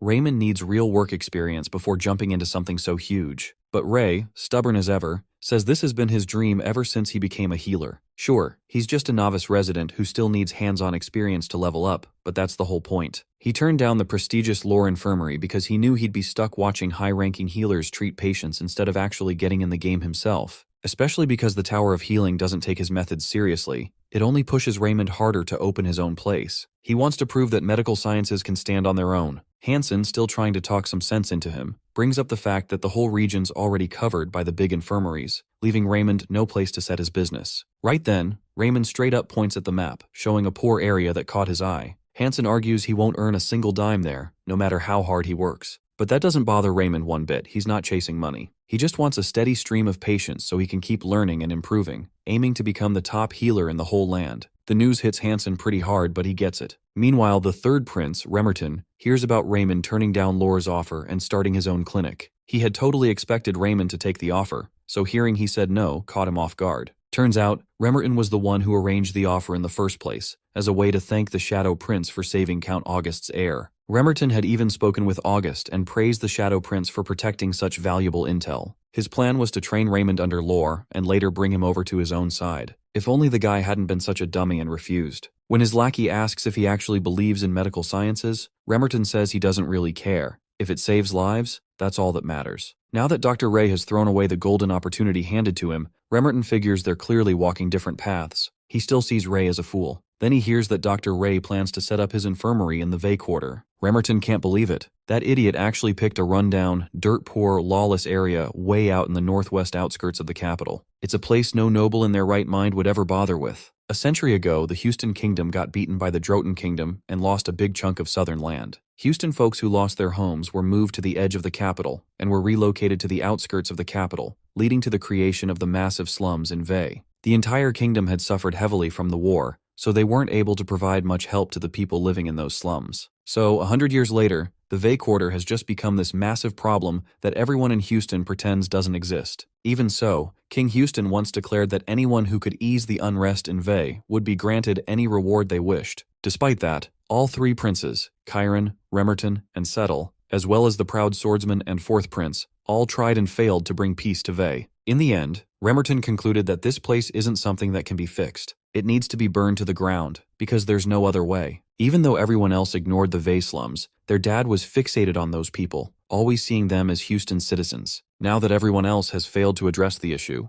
Remerton sees the Shadow Prince taking his turn. Meanwhile, in Belland Infirmary, everyone's judging the bastard's choice for picking Vey of all the places. They think bastards like him will fit in society. On the day of Ray's departure, his former patients tried to stop him from stepping into the dangerous territory, but this didn't shake Raymond's belief. He ensures to be successful enough so they can visit him one day. Right in the middle, Hansen informs Raymond of having a letter in his name, which weirds him out. Dr. Ray, after bidding farewell to everyone, asks Hansen to come along. Turns out, Princess Sophia wrote the letter, trying to convince Raymond to reconsider going to Vey, saying he'll regret it if he does. Without a shred of doubt, he crumbles the paper into a ball like it's trash, while Hansen tries talking some sense into him. He lets Ray know the risks and dangers of that area, which he isn't familiar with. Raymond bursts his bubble by revealing he lived there, so he knows it well. That knocks the wind out of Hansen, who suddenly remembers how the Shadow Prince once lived in that poor neighborhood. He tells Raymond how his own mother died there before he was moved to the palace. But Raymond simply says that people there live like anyone else. And honestly, he finds it way better than both the palace and Belland Infirmary. That's when he finally shares with Hansen his childhood dream of opening an infirmary in that very place. So he assures Hansen that he'll be just fine. Without hesitation, Hansen insists on coming with him, which catches Raymond off guard, especially since Hansen is supposed to be heading to Maple Infirmary. In a moment of frustration, Hansen spills the beans that Maple reeks of even greedier misers than the ones at Belland. Dr. Ray, a bit embarrassed, admits that he does care about money too, but deep down, all he really wants is tons of experience. Hansen knows the truth. Raymond always puts his patients first, which is exactly why he wants to work with him. On the inside, Raymond thinks of himself as a money-hungry, experience-hungry little pug. Then out of nowhere, Hansen drops the real reason. He wants to observe medical sciences just to learn something from it. That makes Raymond super nervous because how can a novice resident like him teach anyone? Hansen starts thinking maybe Raymond doesn't want to teach him, but suddenly, a glowing window pops up showing Hansen's request to learn, triggering something called Faust Status Mode, and asks Raymond if he's willing or not. This foster student mode is completely new to the Shadow Prince, and he has no idea what it's all about at first. Turns out it's actually a gateway for him to earn skill points in a whole new way. The more medically skilled Hansen becomes, the more Raymond benefits. Whenever the student heals a patient, a portion of their experience points gets shared with Ray. That blows his mind, making him feel like he's just struck gold. He remembers how he needs 200 experience points just to level up after level 20, so this is a total game changer. Still, when it comes to teaching, there are some restrictions he has to deal with. Meanwhile, Hansen's heart is pounding like crazy, hoping the Shadow Prince says yes. Suddenly, Raymond agrees to teach him, but only if he, himself, studies harder. Hansen quickly bows to his new master, grateful for being given the chance, while Raymond achieves the achievement of having his first ever student. That instantly earns him 5 skill points and a new skill called Slapdash Schooling, ranked level D, which matches a residence level. Raymond knows this might bring trouble, but he also knows no one becomes a master overnight. With Hansen gaining experience, Raymond believes he'll reach his own goals even faster. And just like that, the medical school that would one day become legendary welcomed its very first student. As they're about to head to the Vey Quarter, Hansen shows up in what looks like full combat gear. Raymond jokes that it looks like he's off to war instead of opening a clinic, but Hansen shoots back, totally serious about how dangerous the place really is. He even glares at this soon-to-be great healer, accusing him of hiding chainmail under his clothes too. Raymond hesitates, then admits it, says he treats his body like a temple, and there's no harm in being prepared. Hansen asks if he's not even a little scared. Raymond definitely feels the fear now that they're actually going, but he keeps a straight face in front of Hansen. Then Hansen hands him a club, telling him to protect that temple body of his. As soon as Raymond grabs it, the self-defense skill learning phase kicks in, but his stats are too low to unlock any actual self-defense skills yet. Turns out, this system is designed for doctors working in dangerous zones. Raymond's mind is blown by his sudden good luck with magic and self-defense, and for a moment, he feels like he's turning into some kind of legendary mage warrior. Meanwhile, Hansen notices Raymond completely frozen in place and calls him back to reality. Snapped out of it, Raymond pulls himself together, fully pumped to head into the Vey Quarter with his new confidence. Still, that nervous tension refuses to let go of either of them. As they finally step into the Vey Quarter, both of them try to convince themselves that everything's going to be fine. Even though Raymond feels like he's about to pee his pants, he tries to keep cool. Then, he points out the shady folks glaring at them from the shadows, their eyes full of disgust. Raymond tries to lighten the mood by saying those are the same people he once struggled alongside. Their nasty glares make both of them even more anxious, sending chills down their spines. Raymond suggests they head straight to the infirmary and avoid wandering around this eerie place. When they finally arrive, they're stunned to find it completely empty, not a single soul in need of treatment. Raymond tries to brush it off, saying it's just the first day, so they can't expect much. But even hours later, no one shows up. The same thing happens the next day, and the day after that. It's starting to feel boring and kind of depressing for Raymond. Hansen tries to reassure him, saying it's probably because the people in Vey haven't heard about their clinic yet. Right then, Raymond shouts that it's impossible since he made sure to draw the symbol of medicine nicely and big on the door. And when it comes to news spreading in the slums, he knows word travels fast. Just as he's ranting, out of nowhere, someone throws a stone into their clinic, shattering the window. That catches them off guard. Hansen quickly darts outside and shouts for Raymond to come look. He points at the message scribbled on the infirmary wall, which says this isn't a play area for kids like them, and they'd better get lost or die. Later, Hansen urgently tells Raymond they need to leave immediately because it's not safe for them there. Raymond understands the severity of the situation and agrees they'd be in serious trouble if they stayed. Even then, Raymond doesn't feel like giving up just yet, especially with the massive debt hanging over his head. While trying to keep his cool, he's fighting an intense war inside, knowing that quitting now would mean throwing everything away. More importantly, he's already spent all his money buying and renovating this place, and if it fails, it's all going straight down the drain. Even if he tries selling it again, there's no way he'd make a decent profit. And on top of all that, there's still a huge interest to pay. Just the thought of it sends chills down his spine. Plus, Raymond knows the healer lending group is dead serious about their money. So he's stuck in a tight corner. He has to make this infirmary succeed and pay them back, or things are going to get really bad for him. Just then, a new quest pops up in front of him, to change the hearts of the slums and soften them, since the people of Vey have long been on the receiving end of neglect and cruelty from the rest of the kingdom. The quest calls for a half-doctor, someone who not only heals but also connects, earns trust, and builds bonds with the people. If he pulls it off, the reward is massive, bonus level 30 skill points. His debt's crushing, his clinic's falling apart, but this new quest might be the lifeline he needs. No doubt about it, one thing's clear that there's no room for failure, especially with dangerous threats looming. He decides to stay, but Ray leaves the choice up to Hansen, letting him decide whether to stay or go. Hansen's eyes light up like he's found a new sense of respect, noticing how much Raymond cares about the poor. But Raymond's mind is locked on one thing, paying off that crushing debt. Because of that noble choice, Hansen insists on staying, thinking that leaving would be a shameful move on his part. Raymond realizes this guy's got the wrong idea, but instead of correcting him, he turns his focus to what really matters, which is the need to do something about the situation before it spirals out of control. And right then, Ray gets an idea. At the slum plaza in the city, when Hansen starts shaking like a leaf at the sight of such a big crowd, Raymond steps in to calm him down, reminding the guy about the chainmail hidden under his healer outfit. Raymond actually prefers a place full of people over an empty street. Between the two of them, the novice healer is the icebreaker, trying to spark up a conversation with the two men standing in front of them. He reminds them it's him, Ray, and casually asks how they've been. The men are shocked to see the little boy who once went off to the palace standing there now. In the hope of being recognized, Raymond decides to play the nostalgia card. Like a burst of light, he talks about how nice it feels to be back in Vey after so long, like coming home. He even throws in a childhood story about getting beaten like a stray dog by Mr. Bob and Mr. Tom's, hoping it'll hit the right emotional chord. But the cold look in their eyes says a lot, and inside, Raymond starts to panic, wondering if any of this is actually working. Then, the men snap, demanding to know when the heck he came back, especially after becoming royalty and earning that fancy title. They make it crystal clear that Vey isn't some place for royal entertainment. It stings, knowing these people don't even see him as one of their own anymore, like he's just another noble in their eyes. Well, he can't really blame them.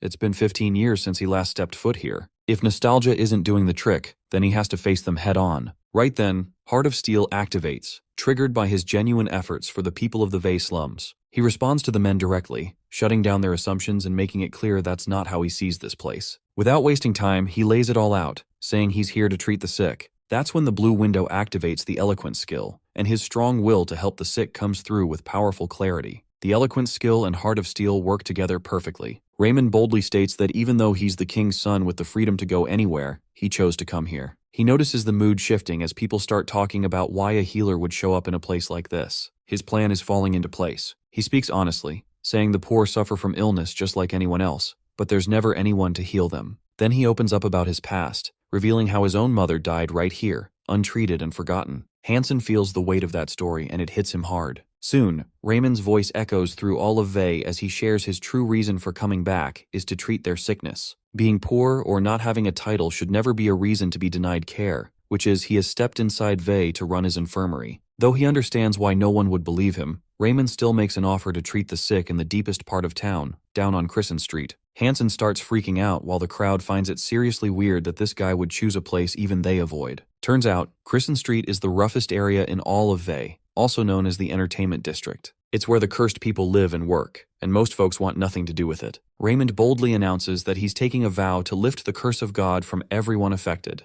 On their way there, Hansen nervously wonders what if the curse is actually some kind of infectious disease. Then they're both doomed. He tries to reason with Ray, saying that the cursed lives separately from everyone else for a reason, probably because of that. But Raymond checks it out himself and calmly tells Hansen that he's free to wait outside if he's too worried. That only sends chills down Hansen's spine, and he quickly decides to stick with him. Hansen says he's interested in learning medical science and wants to stay by Raymond's side to learn even more. Raymond isn't really into being called master or anything like that, but as soon as they rush inside, things take a turn. He bumps into a woman who looks like a creepy ghost running low on sleep and caffeine. Raymond comes clean, saying he's here to heal them, but she finds that absolutely hilarious. She reveals herself with skin covered in red spots and dares Ray, the so-called healer, to cure what she calls the curse of God. Hansen immediately thinks it has to be infectious, but Ray insists on taking a closer look, which surprises the woman. Most people wouldn't dare come near them. He quickly examines the red spots and some ulcers too, and it's clear to him that this isn't a curse, just a simple skin disease. He, with her permission, asks to examine the others as well, including all the affected areas. The women are willing to show their skin, though they warn Raymond not to blame them if he ends up cursed. He calmly explains that this disease doesn't spread by touch, so they can relax. Not only that, he takes the time to educate the women, letting them know it's nothing supernatural, just a treatable skin disease. Whispers start floating around among the women, but Ray gently breaks the truth that it's syphilis. When asked about the cure, the soon-to-be great healer explains that the spots will go away, and the disease becomes dormant since it's a version of syphilis. Some people were lucky enough to get treated early and manage their symptoms before things got worse, but those with advanced stages were unfairly labeled as cursed by God. Hansen is scribbling down all this ancient medical knowledge like he just unlocked a hidden treasure. Raymond remembers that the treatment is the same for all types of syphilis. Without missing a beat, he asks for some stale, rotten bread, planning to create a magic pellet. Hansen has no clue what Raymond's up to, but he beams with a big smile and gives him his full support anyway. Magic pellet is actually the legendary drug penicillin, the one that flipped the entire medical world upside down. There's no need to go all out, making it just for syphilis when Lepentina's herbs can do the job just fine. The only problem is that what he really needs is way too expensive, which is a total bummer. Raymond starts whining and calling out to his future treasures, the riches he swears will be his someday. Compared to the rare ingredients, moldy bread is way cheaper, so he decides to extract penicillin from that instead. Sometime later,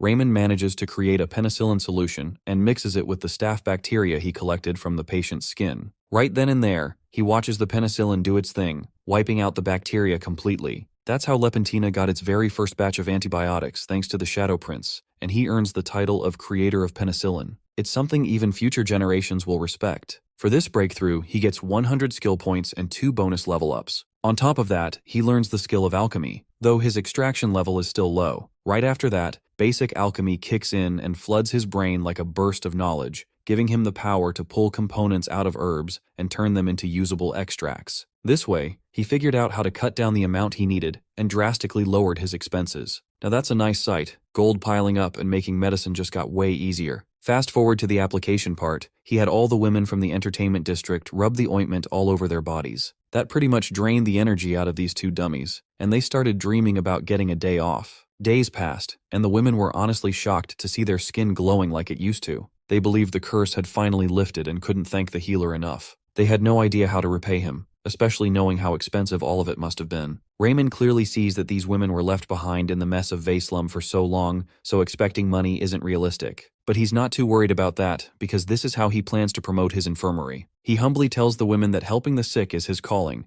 and their recovery is all the reward he needs. Though deep down, he knows that if his infirmary catches on like wildfire, his fortune's just a matter of time. Before heading out, he invites anyone with similar symptoms to visit the infirmary for treatment, which lights up their day even more. Deep inside, he's gloating, secretly hoping these women will spread the word about his good deeds and help shape his future. Meanwhile, the other women can't believe someone like him exists, especially when the healers they've met before were nothing but crooks. Hansen, on the other hand, is ready to crash into bed. Sooner or later, the news of the women from Kristen Street getting healed spreads like wildfire across Vey, all thanks to the Shadow Prince's free treatment. Word gets around that Prince Raymond opened up an infirmary, and now people are starting to see him differently, not as just another bratty prince. One person even mentions taking their mother to see him. Just like that, Raymond finally completes the quest called Convert the Hearts of the Slums and unlocks the achievement Helper of the Common Folk. He earns 30 skill points and gains a solid degree of favor from the people of Vey. Raymond can't help but tear up after reaching such a meaningful goal. The next day, a massive crowd shows up, all eager to get checked by him. The infirmary is packed with people, and Dr. Ray is beyond thrilled, knowing his future fortune is just around the corner. Without a doubt, Healer Ray tells everyone to form a line and get their numbers, then start seeing patients one by one,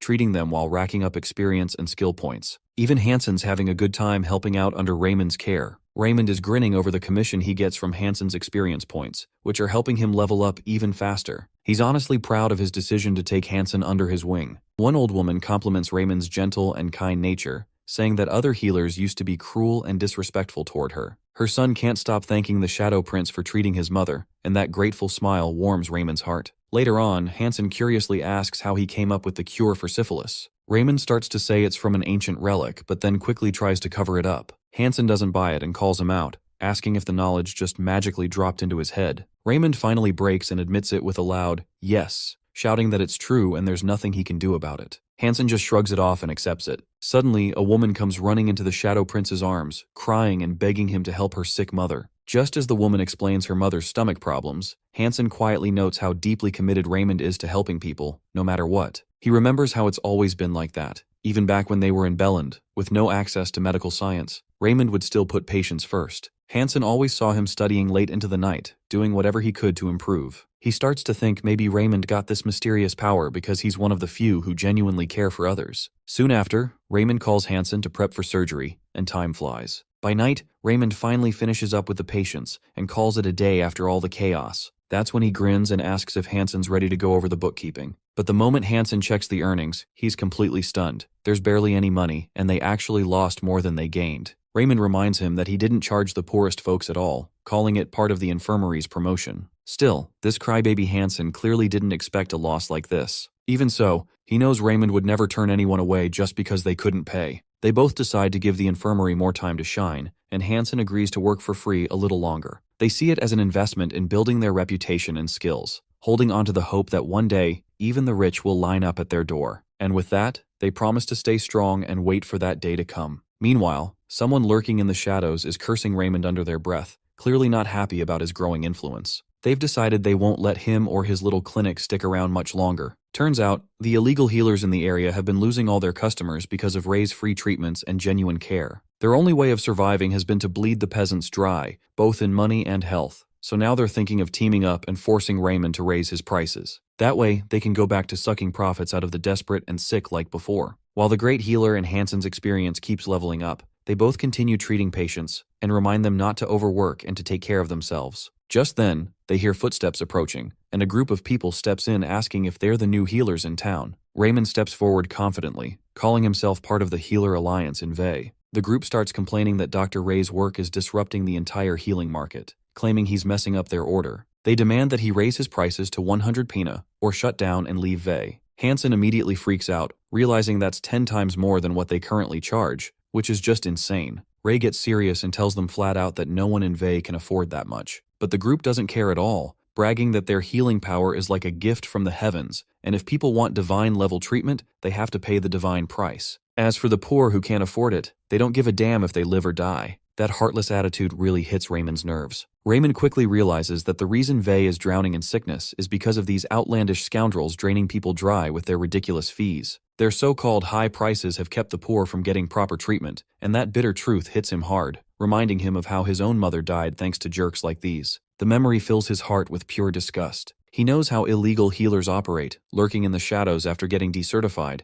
and there's no point trying to reason with people like them. All they understand is force. With a glare full of rage and disgust, Raymond stares them down, calling out how disgusting their attitude is, especially when speaking to a noble. A big vein throbs in his forehead as his fury builds, and he calls on Hansen to bear witness to how these fools just insulted a noble right to his face. On top of that, he throws in Count August's name, saying that the Count personally sponsors him, and there's no way he would be happy to hear that Dr. Ray was blackmailed into raising his prices. Hansen's anger shoots off the charts, and he's ready to report the incident to the guards. But those scumbags laugh it off, claiming there are far scarier forces here than the throne. Raymond knows they're probably right. The city guards wouldn't bother coming to this area, no matter how much gold was waved in their faces. Still, he threatens them, saying Count August's personal guards aren't the kind to sit idle if anyone tries to hurt him or Hansen. That shuts the scumbags up real quick, their smug faces twisting into worry as they realize August is backing Raymond. Raymond can't help but gloat a little, pleased that his words are landing just right. He reassures Hansen that these lowlifes only respond to power, and they'd never dare lay a finger on someone with a man like August behind them. While the great healer and Hansen go back to treating their patients, the illegal healers gather for an emergency meeting, all rattled after hearing that Count August is sponsoring the very man who's ruining their shady business. On top of that, the novice healer is technically a noble by name, and if they mess with him any further, they risk catching real charges. That's when they turn to Lance, a former healer who once lost everything at Belland Infirmary because of Ray's interference. Lance still doesn't understand why Raymond showed up in this dump of a town, of all places. After being charged with contempt and fraud, his license got revoked, forcing him to scurry into Vey and live like a beggar, healing people illegally. The idea of Ray thriving here burns him up inside. So, he suggests a plan, spreading rumors that Dr. Ray's healing techniques are nothing but trickery and lies. He casually tells the others that even a 10 pana bribe can sway those poor vagrants to believe anything. Once the gossip spreads, it'll be the people themselves who kick Raymond out. The others love the idea, and they put the plan into motion, ready to watch Lance take his sweet revenge. All of a sudden, a guy stumbles in, all bruised and beaten, complaining about how the person he tried bribing to spread rumors about Raymond ended up getting smacked instead, just for suggesting it. Apparently the people have finally caught on to how the illegal healers have been draining them dry. They used to have no choice but to go to them, no matter how awful they were, but that's not the case anymore. Now the people are ready to punish the illegal healers. At this point, Lance decides it's time to bring in the Blue Moon Guild, which takes everyone by surprise. Unlike the other blood-sucking guilds, the Blue Moon Guild is more of a civil militia that protects the folks of Vey from anyone looking to exploit them. Even though they're not exactly fans of the illegal healers, the lackeys share how the guild seems to feel just like the people do now, furious and ready to act. Lance struts in like some twisted hero among scumbags, claiming he's got a plan. He explains that the Blue Moon Guild was originally formed to fight off the Dark Blade, a gang that used to terrorize and rob the people of Vey. These days, merchants pay the guild to keep them safe, so the guild has grown in influence. The guildmaster, Kanseer, is a strong and righteous man, but he's got one major flaw: he's gullible. Lance visits Kanseer, filling his ears with lies, claiming that Dr. Ray is cooking up a big plan to mess with the people. He even tells Kanseer that he was once Raymond's teacher back at the Belland Infirmary. And the biggest lie is that Lance says Raymond's treating the people of Vey like test subjects. For a second, Kanseer looks furious, but then he hesitates, remembering all the rumors floating around that Dr. Ray's been treating people for free. Lance assures Kanseer that Dr. Ray's just taking advantage of the people to test out some new healing techniques, and if anything goes wrong, no one would ever find out. He talks about the possible side effects if this continues and insists Kanseer is the only one Vey can count on. After a lot of thinking, Kanseer finally decides to kick Raymond out, and Lance is already overjoyed just imagining Ray getting beaten to a pulp. The next day, Kanseer shows up, and Blue Window picks up on a rude customer entering the infirmary, scaring the crap out of Hansen. Raymond's totally confused, wondering why this giant, grumpy bear of a man is suddenly in their place. In a flash, Kanseer threatens the new healers, demanding they pack up and leave or face his wrath. All Raymond can think about is how his dream of building a fortune from this place is crumbling to dust. Just then, a patient shows up, demanding to know why Kanseer's so mad. Without missing a beat, Kanseer accuses Raymond of using the people of Vey as guinea pigs and running human experiments. Raymond is left speechless while the patients stare in wide-eyed shock. Kanseer shouts that Dr. Ray's healing methods are nothing but trickery, and that the no-fee treatment is just bait to fool them all. He tells everyone to leave the infirmary immediately, but Raymond steps in, yelling that it's all lies. Suddenly, a blue window pops up, signaling the activation of the skill dealing with crazies paired with Heart of Steel. It's a bonus quest that hits him out of nowhere, tasking him with treating a rude patient. Apparently, if Raymond reaches out with real sincerity, he can win any patient over to his side. The rewards look sweet: 10 skill points, a bonus level up, and the rude patient's full-on favor. Just like that, Raymond's fear melts away as he hits a state of real calm. The word rude means the patient must be dealing with something painful after all. Without wasting time, Raymond suits up and flips on the charm, explaining that his healing technique is actually recognized by the king himself and certified by the Tower of Healing. He even points out to Kanseer that the other illegal healers in Vey are trying to slander him just because his fees are low. That clicks something in Kanseer's mind, reminding him how Lance used to charge outrageous fees, which probably drove the townsfolk mad. The guy even scammed money out of Blue Moon Guild members. That just lights Kanseer's fuse, and he storms off, saying he needs to do a little verification, promising to return. But Raymond stops him, knowing this guy is actually the patient mentioned in the quest. Raymond's clever side kicks in hard. There's no way he's letting a high-ranking thug walk off without paying up. So he shifts into sweet talk mode. While chatting over a cup of tea, he casually asks if Kanseer's got some nagging issue the other healers couldn't fix. That's when Kanseer finally opens up, looking a bit embarrassed, saying he's been having recurring problems in his rectum, with blood in his stool. Raymond quickly puts 2 and 2 together. It's hemorrhoids. Without missing a beat, Raymond offers to treat him, saying it's a pretty easy fix. Kanseer's feeling a little unsure, but the fact that Lance already drained a fortune from him over this same issue pushes him to trust Raymond's words that it won't come back. Now the surgery's all set, and Dr. Ray figures out the problem is a grade 3 internal hemorrhoid, so he gets ready to cut off the affected tissue using surgeon's finesse. His attunement bumps up to 28. First comes the anesthetic herbs, then he cuts off the hemorrhoid tissue and ties the blood vessel with thread. After that, he makes a cut above the tie and stitches up the wound to finish the whole thing. Out of nowhere, a bunch of blue windows pop up, rewarding him with 10 skill points and a level up. Meanwhile, Kanseer's stunned that it was done so fast. Raymond calmly tells him he'll have around 3 days of discomfort, but recommends doing a sitz bath until the pain goes away. Then he explains exactly what kind of bath that is. In the end, Kanseer's all smiles, super thankful that Dr. Ray finally fixed a problem he'd been suffering from for years. Of course, Raymond's real focus is on the payment. He's thinking 20 or 30 pina would be nice. But Kanseer says no real kindness can be paid back with a few lousy coins. Raymond doesn't mind the sound of money, but what really shocks him is Kanseer pledging to be his full-time bodyguard in Vey, offering high-level protection to his infirmary. And just like that, Kanseer throws down a stack of nearly 300 pina that leaves the great healer and Hansen with their jaws on the floor. With that said, Kanseer storms off to take down Lance. Even when Lance's name comes up, Raymond couldn't care less. He's too excited thinking about eating beef for dinner. Meanwhile, Kanseer's out there wreaking havoc, ready to crush Master Lance for conning him and the poor people for so long. Not to mention, Raymond can't believe Lance has the nerve to slander a saint like him of all people. The illegal healers squad, taking a united front, admits their mistakes and begs the big guy to spare them. However, Kanseer's smacks and hits break their teeth, sending them off with a lesson. Anyone who stays in Vey will get a lifetime of porridge. These scumbags are chased out and are never seen here again. In the meantime, Raymond's infirmary hits great success after that incident, and his experience points soar to new heights, reaching level 28. He's itching to reach 40 real soon. However, he notices the patient flow is taking a toll on his physical strength, so he decides to focus on increasing his strength first. After that, he plans to invest in intelligence. Soon, his solo leveling will earn him the title of the greatest healer this land has ever seen. One day, Kanseer bursts in with dangerous news. A plague is coming, forcing Raymond to pack up and run. He's sure anyone who stays will be infected and die. Hansen's freaking out seeing this coming from a giant bear man. Raymond knows it's smallpox with a fatality rate of over 30%, and it's as deadly as the Black Plague. Raymond believes he might be able to save some people, but there's no treatment that will save everyone. However, Raymond's mind is torn over whether he should leave or not. Apparently, the Grim Reaper in the lands of Vey is actually smallpox, also known as the Cursed Mist or Black Death. This requires everyone to flee the designated area, as per the Tower of Healing's emergency regulations. Raymond knows that smallpox has long been marked as the mass victim maker in general medicine. He doesn't want to become just another number in history, and it's clear that the infected must be burned to a crisp.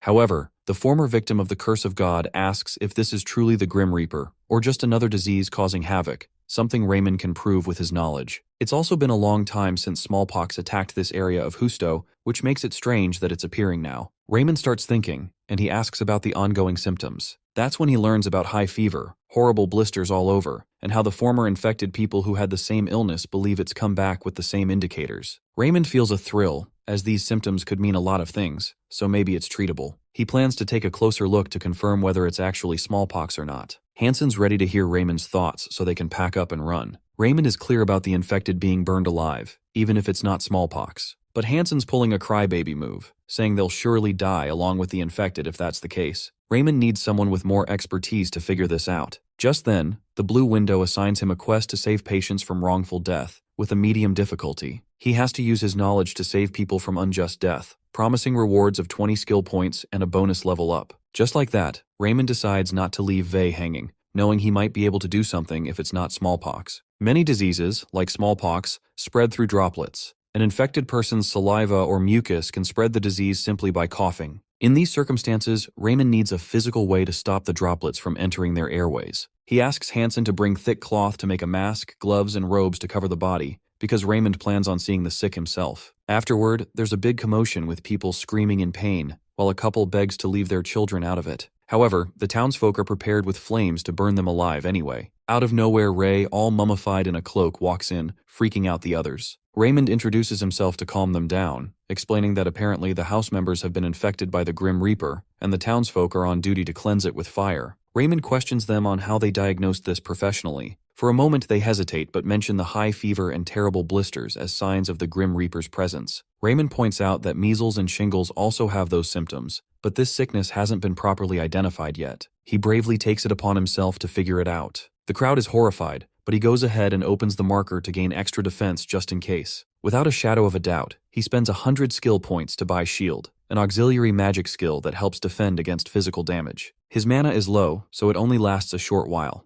After activating it, he walks in with no fear of droplets, at least for now. Hansen's jaw hits the floor when he sees Ray with shield magic on. Inside the house, there's a mother with 3 children, all begging to live. When they meet Ray, the healer, they think he's a prince come to save them. He insists on examining them first. Visually, the illness mimics smallpox, but it's not the Grim Reaper, it's actually chickenpox. The key difference is that there are no spots on the hands and feet. The white marks are only surface level. He assures them it'll go away on its own, so there's nothing to worry about. The woman is completely shocked, and Dr. Ray leaves her absolutely amazed. After that, he explains everything to the folks outside and calms the fire. Sometime later, the woman prays in gratitude to the Shadow Prince for rescuing them, and says her children are all fine now. Even the flame warriors from that night thank the Shadow Prince for stopping them from killing the innocent. Right then, his quest ends, and he unlocks the achievement called People's Caretaker, earning 20 skill points along with level ups. His reputation increases, and he also receives a fair amount of favors. Raymond loves the warm feeling that settles inside him, filled with the joy of seeing Vey finally reaching some stability. Everyone's happy now, looking forward to a healthier future. Meanwhile, the king is having trouble with Vey for becoming a growing liability, and Droton is on the verge of starting a war.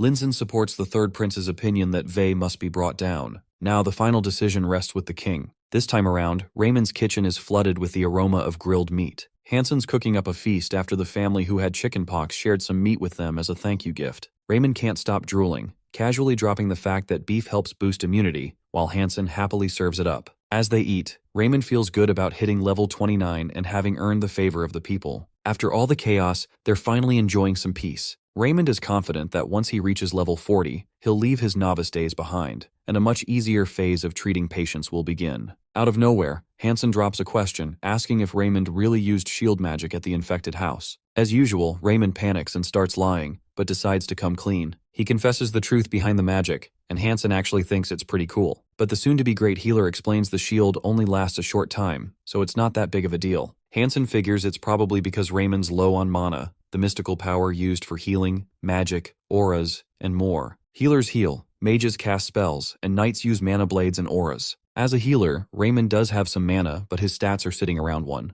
Hansen thinks upgrading the mana would really help Raymond treat patients better. Everyone uses mana, sure, but the way knights, mages, and healers apply it is totally different. Knights train by building lower chi under the navel, mages focus on knowledge to form middle chi in the chest, and healers develop upper chi in the brain that flows through the whole body. Out of all three, healers have the hardest time accumulating mana, which is why those God-gifted folks with huge mana reserves make the best healers, and a grade F- like Raymond used to be is considered nothing. That's why he could never really improve or grow his skills. Still, he hasn't figured out which type of mana actually powers his medical science abilities. Out of the 3 sources, the novice healer is using magic without storing any energy in his chest, so he figures it must be the system doing all the work, and he really needs to read up on it. Just then, a patient's scream shakes the place, and both the great healer and Hansen rush out to help a man who has fallen off a roof. When Raymond finds him not breathing, he immediately tells Hansen to start CPR. Meanwhile, the king is visiting Vey to meet the people, but his servant Garmin isn't happy about it, especially since Prince Remerton got hurt in this dangerous place. King Houston brushes it off, reminding Garmin that he's a sword master. They want to get a better feel of the town, so the king decides to stop by the saloon. Inside, while the royal group enjoys their drinks, they overhear some drunk locals gossiping about a patient who died at this soon-to-be great healer's infirmary. Apparently, even though Raymond tried CPR for nearly an hour, it wasn't enough. The folks talk about his low fees but also whisper rumors about human experimentation, saying he's just like the other princes and how the people of Toila see all royals as nothing but tools of power. Suddenly, a woman stands up for Ray, pointing out how other healers wouldn't have even tried to save the man, but those two never turned their backs, not even for an hour. She says the healer even cried beside the body when he couldn't save it. According to modern medicine, a doctor is supposed to grow from the deaths of their patients, and when Raymond broke the news to the man's wife and kid, he was so heartbroken he kept apologizing while bawling his eyes out. He truly never wants to go through that again. The woman defends Raymond with all her heart, calling him an angel sent from heaven and a prince meant to serve the people. Her words spark others to speak up too, sharing how the Shadow Prince helped their families and friends while other healers only moved for a hefty price. The crowd begins to hail him as the Prince of Slums. Back home, Raymond unlocks the title, Helper of the Poor, and his reputation in Vey blows up. The title now comes with an extra effect, recognizing him as someone who supports the downtrodden, but holds major influence among the people of Vey. As a reward, he earns 20 skill points and a bonus level up.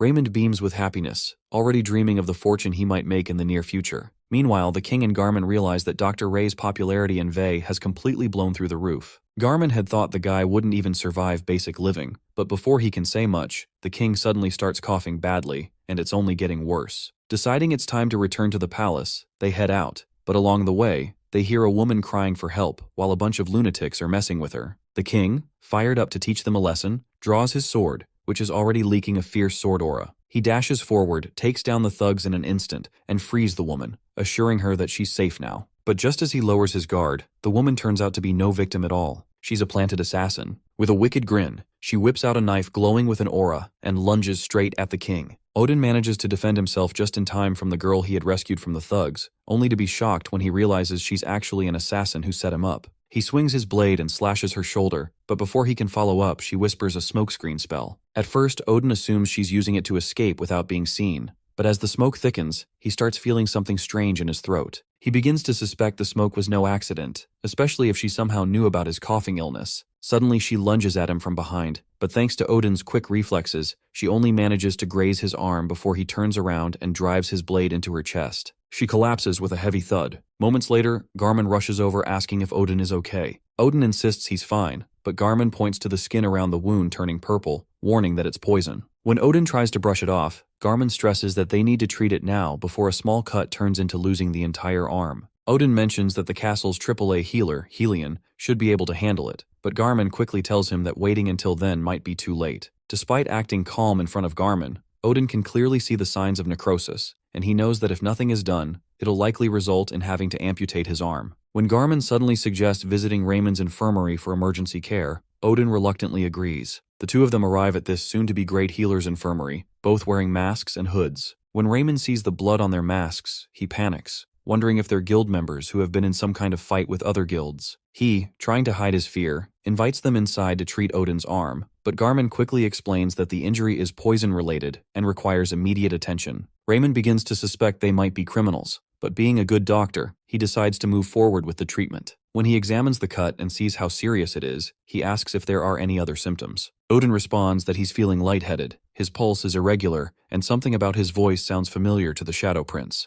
They state the symptoms, and Dr. Ray explains that the poison seems to be a mix of hemolysin and a neurotoxin. Odin feels that Dr. Ray isn't qualified enough to treat it, so he asks him to at least stop the poison from spreading for now, so he can get more advanced treatment elsewhere. However, Raymond reassures him that he can treat it using white snake antivenom since the poison is a combination of triple white snake venom and alpenrose extract. Garmin, impressed, questions Raymond's knowledge of the poison, noting that identifying such a mix usually takes longer. Raymond responds that he learned about this weapon during his apprenticeship and was a grade S in herbology. After thinking it through, Raymond mentions that just administering the antivenom won't be enough because the toxin has been enhanced with white snake venom. So he decides to maximize the effects, even though he knows it might be difficult for them to accept. When they ask him about it, the Shadow Prince says he'll have to inject the antivenom directly into Odin's veins rather than having him ingest it. But Garmin quickly gets defensive and refuses to let Raymond do it, calling it foolishness. The reason for Garmin's reaction is that syringes have never been used in Lepentina. When he tries to intimidate Raymond by emphasizing how important Odin is, Odin interrupts and asks Raymond about the rumors surrounding his infirmary, claiming that he uses patients as experiments. Odin steps closer to the Shadow Prince, threatening not to show him mercy if the rumors are true. Raymond feels the strong aura of Odin and stumbles back in fear, wondering if Odin is a swordmaster. His Heart of Steel skill activates, and once he's no longer terrified of Odin, Garmin is confused by how Odin's aura seems to have no effect on Raymond. Meanwhile, Raymond smirks, thinking of them as crazy. Raymond decides to stand his ground and tries convincing them that his suggested treatment is nothing more than a well-practiced technique from ancient times. He grabs Odin's hand and swears on his mother's surname, Pennin,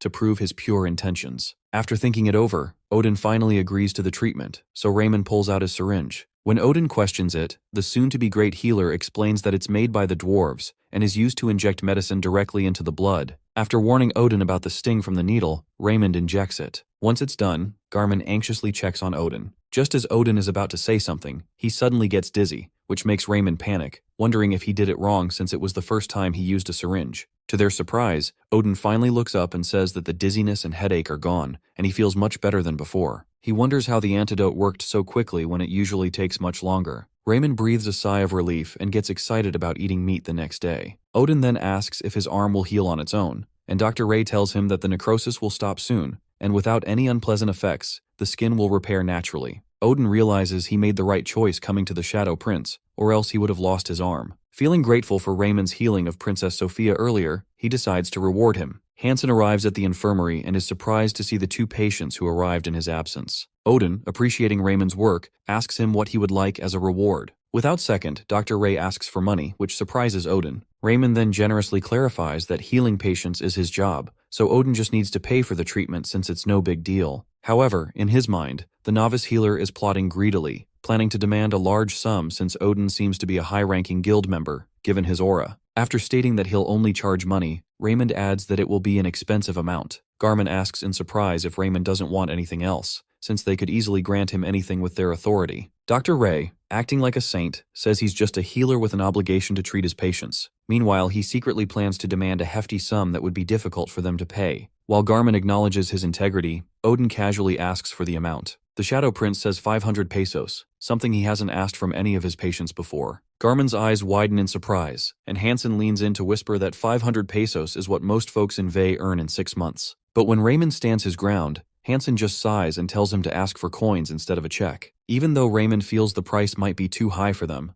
Garmin actually thinks 500 is way too little for the antidote. He says anyone else would have asked for around 2,000 and considers Raymond a generous healer. Odin then curiously asks why Raymond is working so hard here when he clearly has the skill to open his own infirmary in a better town. Glad he wasn't questioned about the fees, Raymond just smiles and says he has a bigger goal. Garmin is touched and assumes Ray's goal is to heal people for the rest of his life. He can't believe how gracefully this random man has grown up. As Odin gets up to leave, he suddenly claims he doesn't have any money on him, which gives Raymond a mini heart attack, thinking they're about to walk away with free treatment. But instead, Odin hands him a ring. Raymond's eyes light up at the sight of the fancy piece, and when Hansen takes a closer look, he recognizes it holds a mermaid's tear pearl, something worth 10,000 pina. Before leaving, Odin tells them the ring is just a deposit and hints that their little infirmary will be booming by the time he visits again. Once Garmin and Odin are gone, the great healer and Hansen just stare at the ring, barely able to process it, before bursting with excitement about finally getting to eat beef for dinner. Garmin thinks about how Odin's illegitimate son is able to do what the princes couldn't. Odin orders him to investigate the person behind the assassination attempt, suspecting there's a spy in the castle. The person responsible for the assassination attempt learns that Odin is completely fine and can't believe it, considering how strong the poison was. He decides to take a different approach in the future, but wonders who that skillful healer was who saved Odin.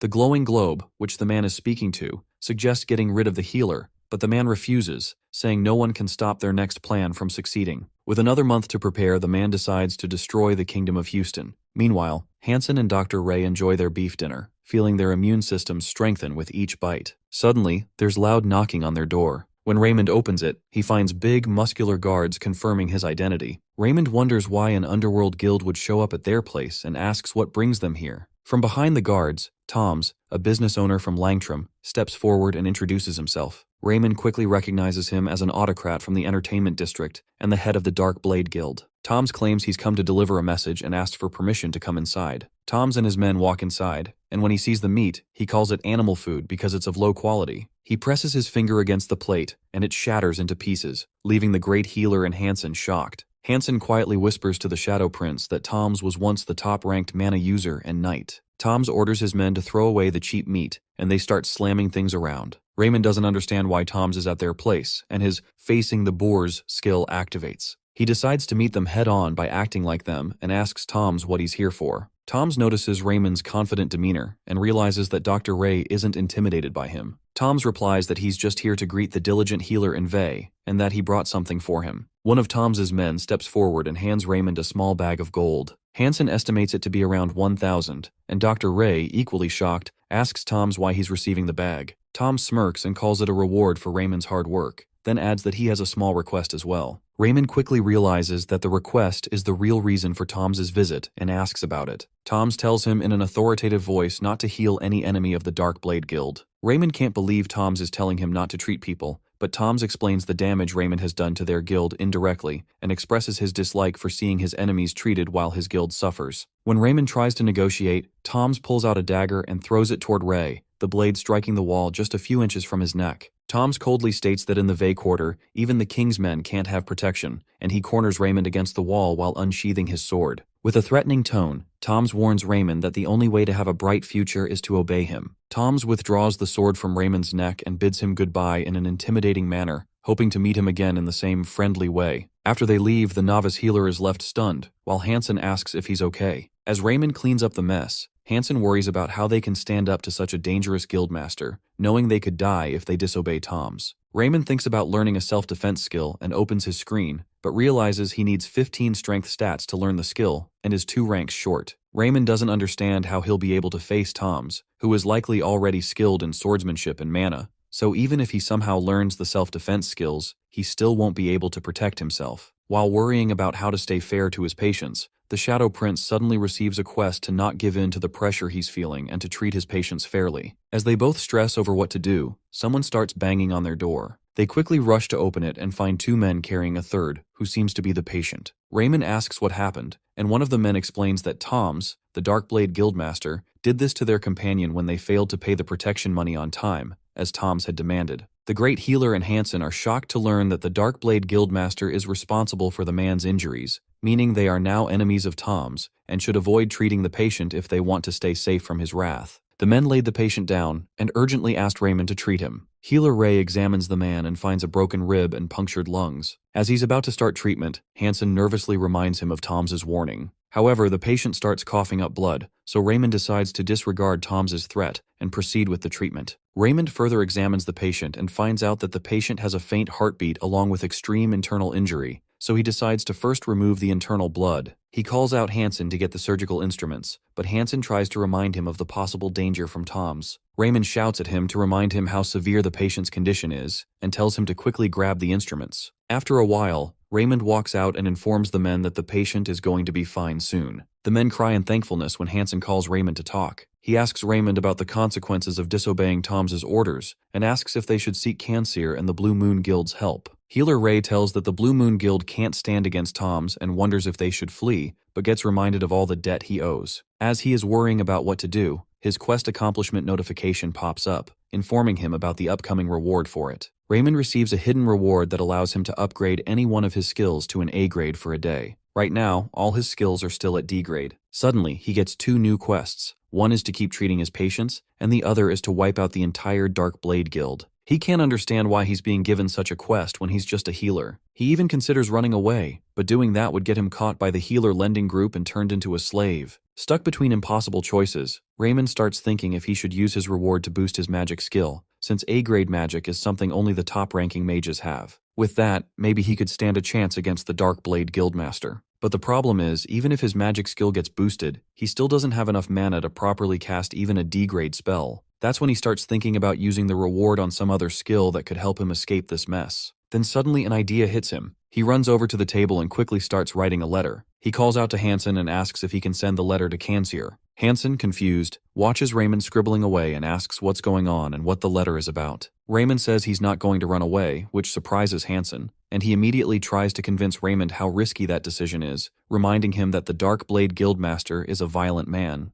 But Raymond calmly assures him that he knows that very well and still chooses to stay. Hansen insists again, saying that treating patients is important, but it could put both of them in serious danger. Raymond finishes writing, places the letter in an envelope, and tells Hansen to just trust him. He knows exactly what he's doing. He hands the envelope to Hansen and reminds him how important his role is in all of this, telling him to deliver the letter to Kansier no matter what. Hansen nods, takes responsibility, and heads out without saying anything more. Once Hansen is gone, Raymond decides it's time to use his temporary level enhancer reward on the skill called Heart of Steels. The moment he activates it, his determination shoots up to the max, and he feels an intense surge of energy rush through him. Suddenly, all his fear disappears. With newfound confidence, Raymond walks straight into the Dark Blade Guild. As expected, Toms reacts with intimidation, but then casually says that he was just about to visit Raymond regarding a certain matter. Raymond knows exactly what he means. He's definitely planning to kill him for treating that patient. But now, Raymond doesn't feel the slightest bit threatened. With his upgraded skill active, he stands tall and says he has something to say. When Toms gives him permission, Raymond bows and apologizes, leaving Toms and his men confused by his sudden behavior. After a short pause, Toms asks why he did something he now regrets, and Dr. Ray promises not to repeat his mistakes, saying he's realized everything this time and wants to devote his loyalty to him. He puts on an excited act and starts convincing Toms about the benefits of having a healer by his side, especially one skilled enough to be acknowledged by the king. Toms laughs at this soon-to-be great healer's offer and questions why someone who used to work for the people of Vey is now offering his services to him. Healer Ray, noticing the guards around them, leans in close to Tom's ear and whispers that his true motive is to make money. He says he couldn't land a proper job, so he ended up setting up shop in Vey, but now that he's found Toms, he no longer wants to waste his life treating the poor. After living 23 years, Raymond has gotten really good at acting compliant, and with his newly boosted skill, he can now flatter Toms even better. He keeps pestering Toms to accept the offer, and even offers to give him a free full-body checkup as a token of his thanks. He then explains how, using an ancient medical technique, he can detect and prevent future diseases through a detailed examination. After Toms agrees, Raymond asks him to send his men away since the process is confidential. Toms waves them off and lies down on a nearby couch. Raymond starts by examining his abdomen and slowly moves up to his chest. Tom seems a bit surprised when he notices the strange device Raymond pulls out, a stethoscope crafted by dwarves, so Raymond briefly explains how it works. While checking his chest, the Shadow Prince suddenly claims there's something unusual with Tom's heart and unbuttons his shirt for a closer look. Seizing the perfect moment, Raymond places his hand over Tom's heart and activates his lightning skill. Thanks to the Shadow Prince's high intelligence, the magic hits with full force, knocking Tom's out cold. As soon as he's unconscious, Raymond receives his quest rewards and feels a surge of pride. He realizes that the reason he succeeded was simply because he bowed earlier, and even though Toms was known as the most violent and powerful man around, he still fell to a single shock aimed at his heart. Raymond pulls out some rope from his suitcase and ties Toms up tightly, then decides to stay hidden until Kansier arrives to back him up. He cracks the door open slightly and peeks out, thinking how much easier it'll be to take down the rest of the Dark Blade Guild now that their terrifying guildmaster is captured. Toms was the reason the guild had such a strong grip, and being one of the best high-ranking mana users, his fall gave Raymond a major edge. After watching the hallway for a bit, Raymond turns around with suspicion, wondering if there's a hidden safe nearby. He figures the feeling might be a result of his Heart of Steel being upgraded to A grade. Digging through Tom's coat, he finds a ring of keys and begins searching the room for a vault or hidden stash. After a bit of rummaging, he finally discovers a small chest tucked away, and a wide smile spreads across his face as excitement fills him. He feels relieved knowing he no longer has to fear the demon healer lenders, but when he opens the chest, he's completely thrown off by the sight of papers instead of money. Confused, he starts reading through them and slowly realizes they're secret records of every crime Toms has committed and every bribe he has taken from the nobles. As he keeps flipping through the documents, Tom suddenly wakes up and glares at him, demanding to know how he dared to fool him. Still tied up, Toms can't move but seethes with rage. Dr. Ray, annoyed that Toms is already conscious, typical knight behavior, tells him to stay down and even threatens him, feeling no fear thanks to his A-graded skill and the ropes keeping Toms restrained. But to his shock, Tom suddenly channels mana into his hands and slices through the ropes using mana blades, freeing himself with ease and leaving Raymond frozen in disbelief. Toms rises from the couch and starts walking toward him with fury in his eyes. Dr. Ray, scrambling for words, awkwardly lies that the ropes were part of a special medical exam, but Toms yells at him to shut up because he's about to kill him. In a panic, Raymond pulls up his stats bar, hoping for a miracle, and notices he has some unused points from leveling up. He quickly boosts his strength by 2, bringing it to 15, and purchases the self-defense skill. With the added skill, his strength temporarily jumps to 25, and although he feels stronger than ever, it still isn't enough. He's facing the most powerful knight in the guild, and despite everything, it looks like he's about to be crushed. Toms reaches out to kill Ray, but Ray squeezes his eyes shut and thinks about the life he still hasn't lived,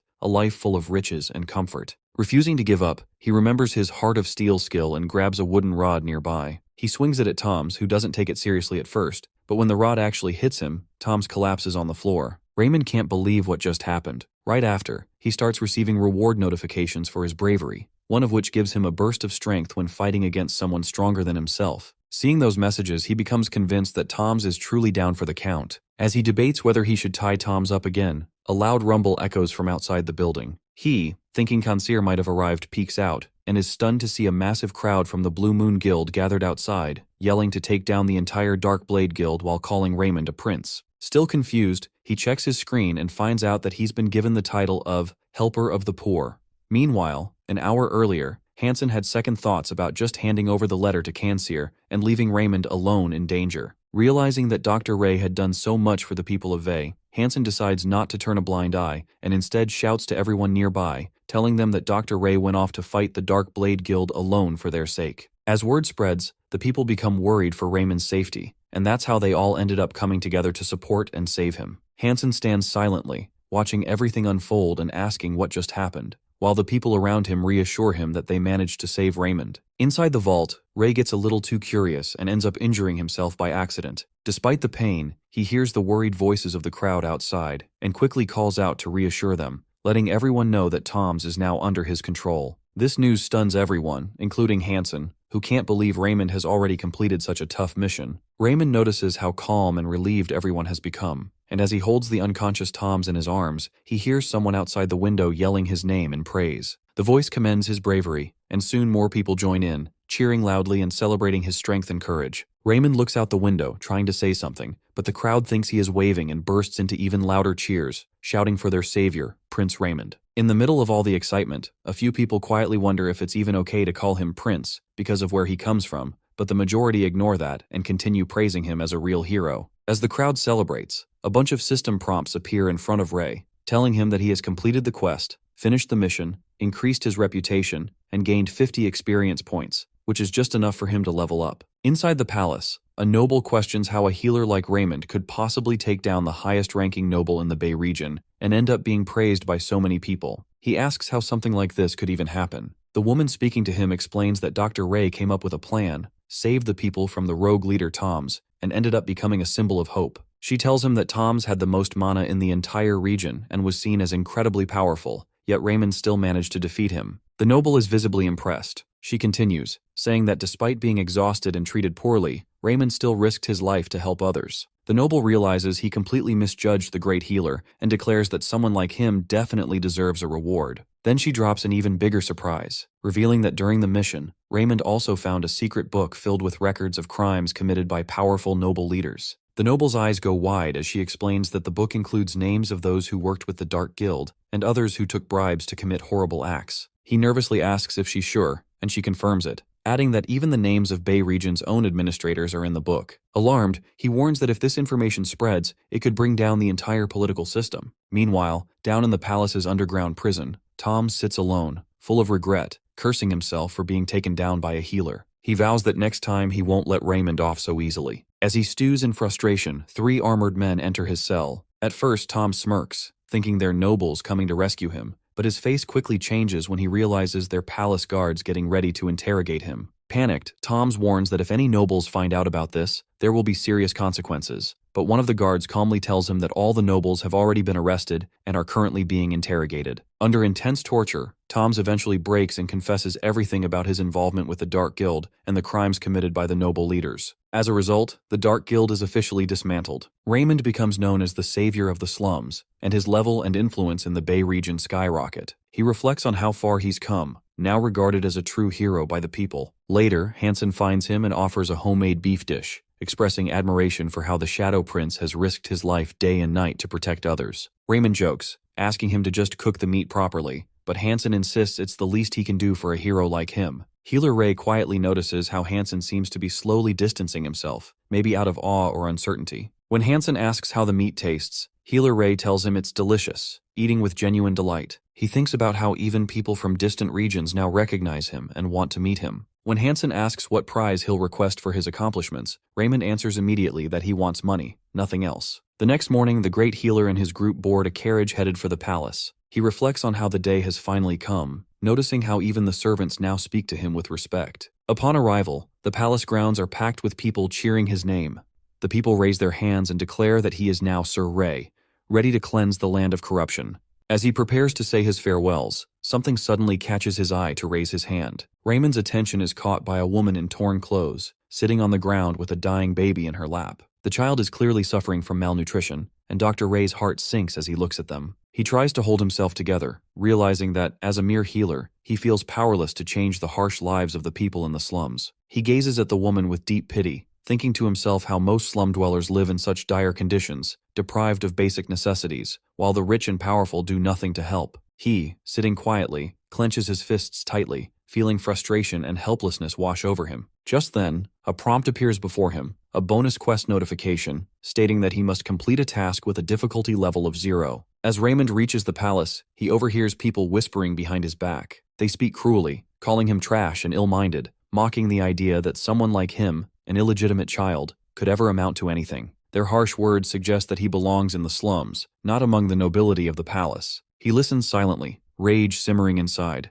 vowing to himself that one day he will become the best healer in the world. Then, he will return to confront them and prove that he is worth far more than they claim. As he walks through the palace corridors, he notices 2 young men bowing in gratitude before Princess Sophia. He pauses, admiring her beauty, but soon sees her become stern and commanding. She scolds the young men, questioning why they are idle and not working toward their assigned targets. Her fierce demeanor leaves them scrambling away in panic. Raymond then approaches her and greets her politely. She responds by saying that their meeting is not intentional, she just happened to be passing by. He notices how she emphasizes the coincidence of their encounter. Just as they are about to part ways, she turns to him and asks what he plans to request for his reward at tonight's ceremony. Raymond replies that he hasn't thought much about it yet. She advises him to choose wisely before walking away. Ray, now feeling a mix of confusion and pressure, heads toward the palace room where Prime Minister Gallman and the 2nd and 3rd princes are already present. As he enters, he curses himself for not knowing in advance about their presence. Overwhelmed, he bows and pays his respects. The 2 princes watch him coldly, showing no emotion. The 3rd prince, Raymond,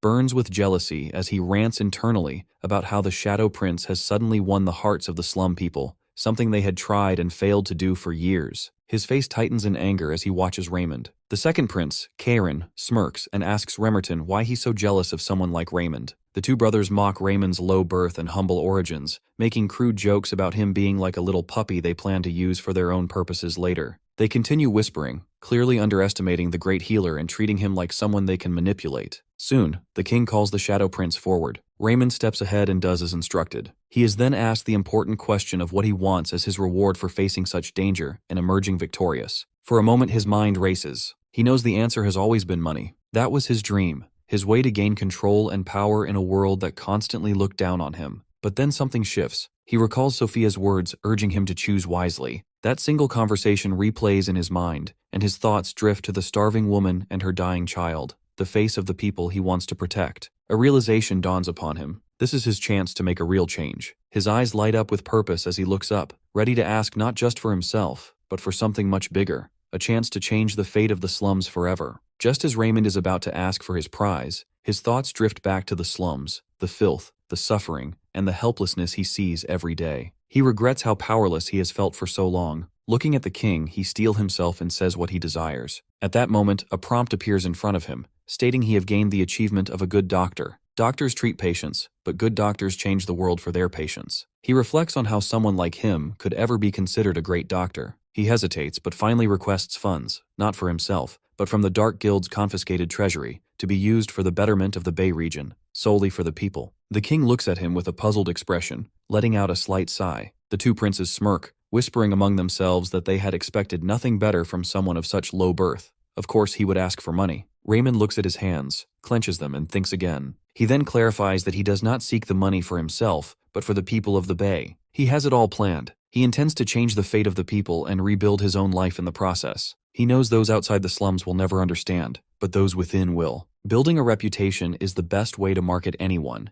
and reputation in the slums matters most. A new prompt appears, recognizing his intention. He smiles to himself, confident that he's made the right choice. When he finishes speaking, the king asks him a question. Raymond feels nervous but answers. The king inquires how he intends to use the money for the Bay region. Raymond wonders why the king even asks, as if he doesn't already know the answer. But he gathers his thoughts and explains. He tells them that he wants to work for society to clean the slums' filthy streets, purify the polluted water, and create conditions that prevent disease and infections from spreading. He believes this will make the slums a better, healthier place. The Prime Minister quietly observes, thinking about how the king has long ignored the slums' condition. None of the princes had ever managed to make any progress in their development, yet now the king is asking Raymond how to spend this money. The room falls silent as the weight of this moment sinks in. The Prime Minister wonders if this is the king's way of testing whether Raymond has the qualities of a future leader. Before Raymond can say more, the third prince abruptly speaks up, requesting permission to take charge of the slum's development. He reminds the court that he once tried to advocate for the slum, only to be rejected by the king and lose favor. He shares his ideas for improvement, hoping that this time the people might see the royal family in a better light and feel more loyal toward them.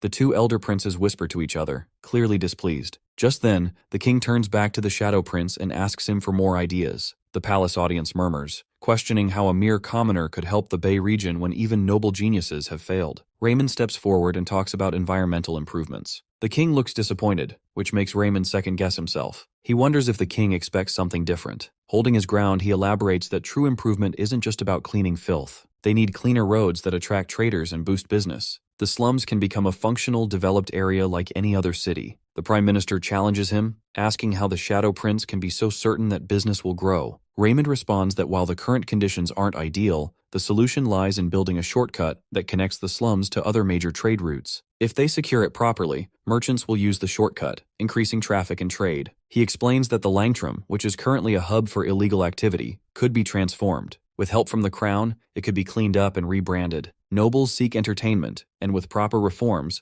the slum could become a social and commercial hotspot. Not only would it host visitors at night, but it could also become a space for families and traders alike. As Raymond finishes, the Prime Minister reflects on how this would improve commerce and create a powerful trademark for the region's economy. He believes the king will appreciate such a forward-thinking response. The king nods and asks Raymond to discuss these suggestions with the other administrators. Raymond was taken aback by the king's immediate action on his suggestion. It felt so out of the ordinary. He looked at the king, and a strange feeling welled up inside him. He almost blurted out the word, "Father," surprised by the unfamiliar warmth of being recognized. Finally, the king says that Dr. Ray never asked for anything for himself, and for that, he will receive a reward. Raymond stands speechless, shocked. The king steps closer to the Shadow Prince, raising his sword in the air before gently placing it on Raymond's shoulder, granting him the title of baronet. Though baronet is the lowest of noble titles, it still places him among the nobles. He feels honored and thanks the king. The king then brings the sword closer to the Shadow Prince's face and asks what family name he would like to carry, anything he desires. Without second, Dr. Ray replies that he would like to be called Pennon.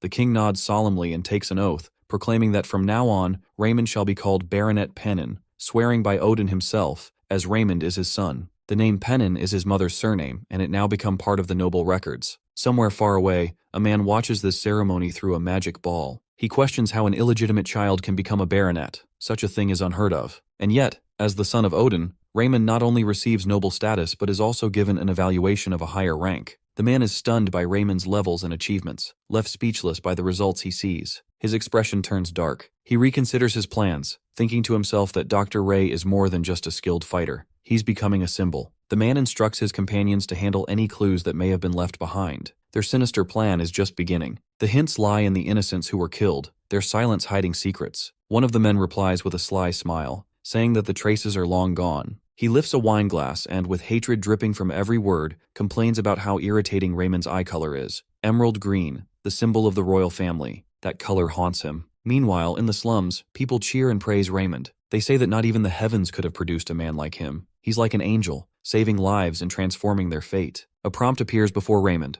He has reached a bonus level. More people begin to know his name, and more voices start talking about him. His kindness moves people to tears. His reputation rises, his levels increase, and his titles begin to improve. He's becoming known as the savior of the slums. Raymond smiles, filled with happiness. He turns to Hansen and asks who he is himself. Hansen smiles back and replies that he is a Baronet Pennon. Raymond asks him again, savoring the sound of it. Hansen repeats with pride, Baronet Pennon. Raymond can't stop smiling. He reminds himself that he's a noble now, a baronet. He's no longer just a slum-born child. Looking at his current level, Raymond speaks to Hansen about how close he is to another upgrade. With just a little more effort, he knows he'll be promoted again. The two walk away, with Hansen cheering for Baronet Pennon and Dr. Ray filled with motivation. Elsewhere at the Prime Minister's office, Rao Kaplan arrives. He's the youngest top scorer from the Martial Arts Academy, a noble by birth, and a member of a first-class family known for their wealth and influence. He can afford anything he desires. As he sits across from the Prime Minister, he proudly begins listing his achievements. After listening carefully, the Prime Minister offers him unexpected advice. He should seek help from Ray, as no one knows the Bay region as well as he does. Rao Kaplan is stunned. He wonders how someone of noble status like himself is supposed to talk to an illegitimate child like Ray, let alone work with him. The very thought unsettles him, but almost instantly he catches himself. He scolds his own thinking, realizing that one cannot judge someone by their origins. He decides he will see the truth for himself. He must find out who Raymond truly is with his own eyes, not through the filter of bloodlines or status. He reaches the Bay region in a carriage, observing the atmosphere with his eyes. He remembers how demonic the image of the Bay used to be in the public's mind. He thinks to himself, noting how much the atmosphere has changed, it's not as gloomy as it was before. The carriage rider looks at him, turns his head, and thanks him, calling him Prince. Rao, grinning with attitude, asks, "What prince?" The rider quickly apologizes for calling him that, and then tells him about Ray, the prince, the savior of the slums. Rao thinks to himself, how can a person like him change so much? The rider starts telling him about all the times Raymond has saved them from danger, giving the slums a new life. Rao's face becomes gloomy, clearly tense. He angrily stops the carriage and steps onto the road. The carriage driver keeps talking about Raymond's greatness, but Rao can't bear it anymore. He looks around the place with fierce eyes, reminding himself of all the times people praised Ray, how good of a person he is, how he saved so many lives, and the goodness he brought to the Republic of Slums. Rao thinks to himself that this much praise can't be real. No one can be that good.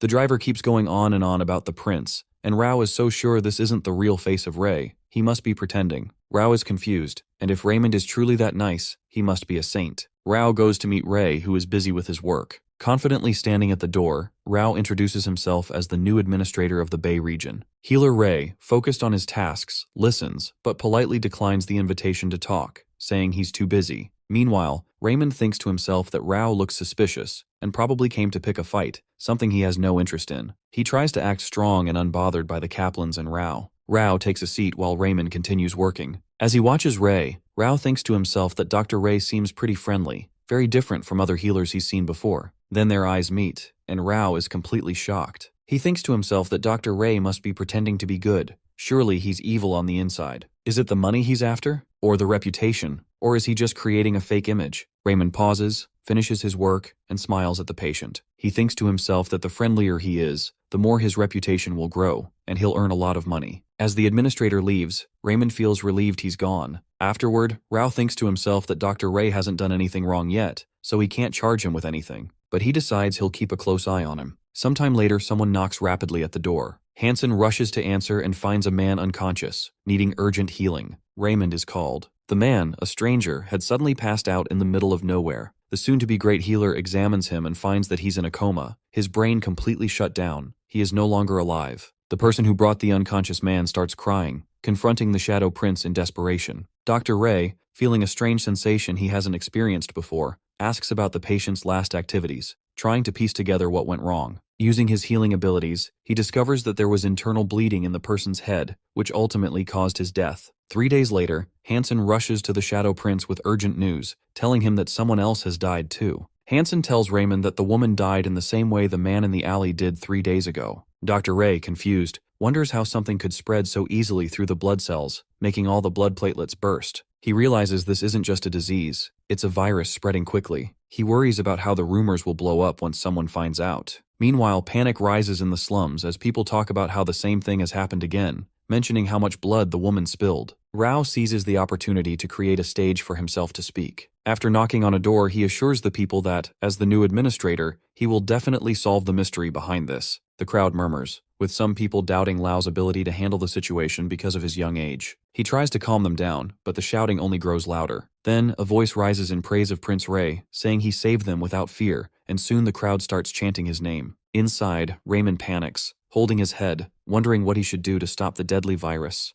A prompt appears, telling him he has a quest to fight the contagion. He thinks about it and walks out of his house, deciding to take action, though he's also thinking about the money and rewards he might get if he succeeds. As he steps outside, he sees Lau standing there, staring at him with disgust. Lau tells Raymond he can't fool him and accuses him of sitting back while people are dying. Lau says he will help the people himself and slams the door shut. Raymond stands silently thinking, maybe Lau should handle it, but then he remembers Lau doesn't know about epidemiology. Only he does. Though his degree alone may not be enough, Raymond decides to go out again and tells the people he's taking the matter into his own hands. Outside, Raymond sees Lau already writing public notices, advising people on what to do. Raymond heads back inside and calls Hansen for help. He orders him to get every book available on the subject and starts working. He also asks Hansen to list out all the do's and don'ts during a contagion. Raymond spends the entire night reading, from dusk till dawn. When he gets tired, he speaks to himself, saying it still isn't enough without knowing the origin. His first suspicion falls on the people living on the other side of the Bay region, the semi-demons. They may look human, but they are half-devil creatures, evil and bloodthirsty. He starts connecting the dots but finds no concrete clues. He keeps working, pushing through exhaustion, searching for an answer. The next morning, Raymond was at his counter when someone knocked hard and called his name. Raymond answered, "Baronet Pennon," and asked if he knew them. The man replies, panicked, that he's from the Kaoplan house and that Lau suddenly passed out. Raymond stands up in shock, and both of them rush to Lau's place. On the way, the Kaoplan house manager explains that the household is in debt and Lau is under heavy pressure. Raymond realized that even though Lau was from a wealthy background, he was facing similar hardships. When they arrived, Raymond quickly checked on Lau and told everyone that he hadn't contracted the virus. Since he's been working closely with the people of the Bay region, it might be another illness. Lau woke up and threw his pillow at this soon-to-be great healer, refusing his help. Raymond was embarrassed and wondered if he should go. After a while, the manager speaks to Lau, informing him that they've been asked for 2,000 penas. If he doesn't get treatment, he'll die like the others. Despite this, Lau's ego remains high. He says he doesn't want treatment from a liar like Raymond. Raymond interjects, asking them not to pay him like this. He will want something else from them, not money. He approaches Lau's bed, holds his hand, and starts to ask why Lau always picks fights with him. Does Lau really think he's a liar who treats people just for money? He tells Lau there's nothing personal between them. As a patient, Lau is his first priority. Lau, confused, asks why Raymond is being so sincere about his safety. Raymond cleverly wins his heart with his pure intentions. The house help asks Lau why he's being so mean when Raymond is here to help out of nothing but goodwill. Lau agrees. After the argument, the soon-to-be great healer explains to Lau how the virus works. He tells him he has a cure and will try his best to save the people of the region. He informs Lau that he will now inject someone else's blood into his bloodstream. Lau denies him, but Ray insists there's no other means of healing. Raymond convinces him by saying he'll first inject the blood into his own body, and if nothing bad happens, then he'll use the cure on Lau. He adds that if it works, they owe him something valuable. He asks for the blood of a perfectly healthy human being, and the manager steps forward, offering his own blood with full dedication. The soon-to-be great healer explains how he's going to transfer the blood from one person to another, carefully dividing it into test tubes, testing it, and trying to kill the expired blood in their veins. He starts using his magic by buying magic points and leveling up his status. He looks at his hand, pushing himself as hard as he can. With each step, he unlocks more spells, his level rises, and his qualities improve. The prompts shift into mana, and now he becomes a mana holder. His mana holder pace increases, and he feels himself being enlightened by the study of mana. He activates his mana vein, not even sure what's happening to him, as his blood vessels throb with the buildup of mana, and his blood begins to change. His abilities and senses grow sharper. He tries to locate the mana vessel in his blood, feeling the tension building. He uses his mana points to understand how the mana ratio works and realizes it has increased. His body feels like it's overflowing with power. He uses his wind magic spell and thinks to himself that even the lowest level of drained mana could wipe out everything, so he starts focusing on small areas. Slowly, he gains control of the magic. He successfully separates the blood into 3 parts: the white blood cells, the plasma, and the pure red blood. He smiles at the result, feeling proud of his success. Now he can cure Lau with it. Without wasting time, he picks up the blood and heads straight to him. After some days, they both talk about how fast Lau has recovered and how there's no more danger to his life. Raymond grins inwardly, thinking to himself, time for the reward. Lau thanks Ray, bowing to him, and Dr. Ray teases him, asking if he could be a little louder since he can barely hear him. Lao, clearly annoyed, repeats it again. Later on, Lao asked Raymond what kind of reward he wanted.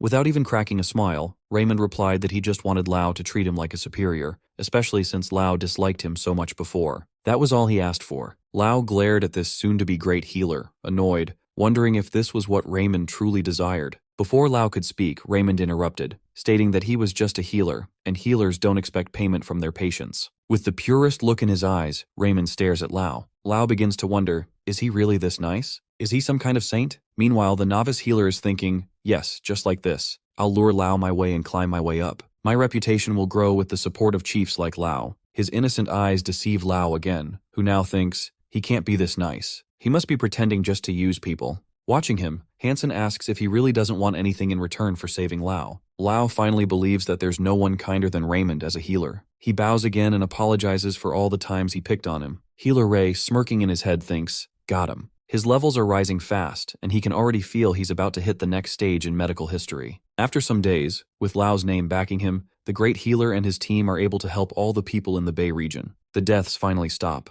They begin the blood transfusions, and just like that, Raymond's healing powers grow, and so does his reputation. Meanwhile, the cult that created the disease gathers in secret, furious over their failure to spread the virus. This was supposed to be the end of Ray, but now he's using one of the ancient techniques again. Cloaked in robes, they chant around a crystal ball, cursing the great healer and saying he should be dead by now, debating whether it's time to get rid of him for good. Back in Houston, the great healer and Lao are cleaning and preparing a place for more patients when Raymond starts thinking about how the disease spreads. He pondered where the illness came from, realizing it wiped out blood platelets fast. Then it clicked that rats must be the cause. They're known carriers of plague-like diseases. But there are no rats in Houston. Rats are only found in Milkia, and the pastime plague started there. He asks Lao where he was when he first got sick. Lao mentions seeing a rat with white and black stripes on its back. That's when Raymond cracks the case the rats are the carriers. Someone must have released them on purpose. Since Houston doesn't have rats naturally, it had to be a smuggler. Only a few merchants travel between regions, and one of them must have brought the rats in. He tells Lao about his theory and orders him to go to the palace and inform the king, saying the king might be able to help them. Raymond also warns him not to mention that the theory came from him. There are too many people in the palace who are jealous of him, and besides, he's still on the wanted list. Instead, he wants Lao to say that he discovered it himself, and now needs the king's help. Lao, thinking about Raymond's pure intentions, reflects to himself,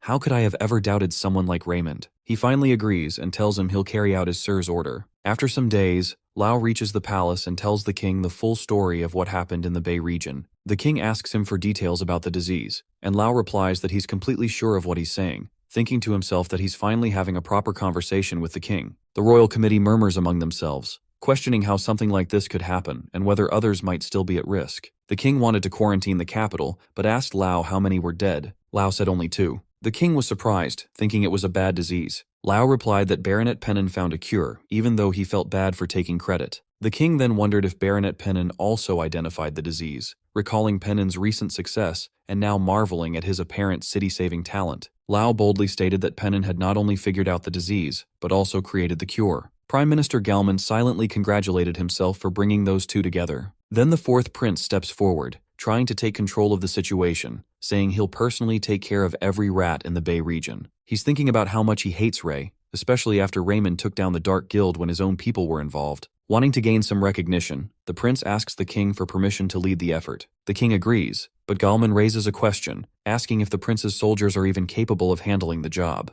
Soon enough, the soldiers prove useless. They fail to act quickly, and the 4th prince ends up yelling at them. The people of the Bay start complaining, saying the soldiers are doing nothing but damaging their property. They all notice how the soldiers have the tools to catch the rats, but still can't manage to catch a single one. Raymond thinks to himself that if the soldiers take any longer, the rat population will explode, and his clinic won't be able to handle the pressure. Worried, he heads to his kitchen and starts making a dish called pastime pie, which is basically cheese with the most disgusting smell imaginable, strong enough to lure rats in. He meticulously mixed the rat poison, then shifted his focus to making the bait taste irresistible to the rats. As he did this, his skills leveled up again. Now he could cook amazing food and enhance flavors expertly. He sighed, thinking he was always the one saving people. He quietly approached the 4th prince, who had a pot pie. Raymond noticed a rat and asked why Almond was there. Right then, the prince put the pie down, and a bunch of rats swarmed it and started eating. Raymond shoves him out of the way and quickly places another pie down. One by one, all the rats pour out into the open, right in front of the stunned soldiers. The people in the Bay region saw this as a miracle and cheered for their prince, yelling that he saved them again. But the fourth prince was angry and told them not to praise him or say his name.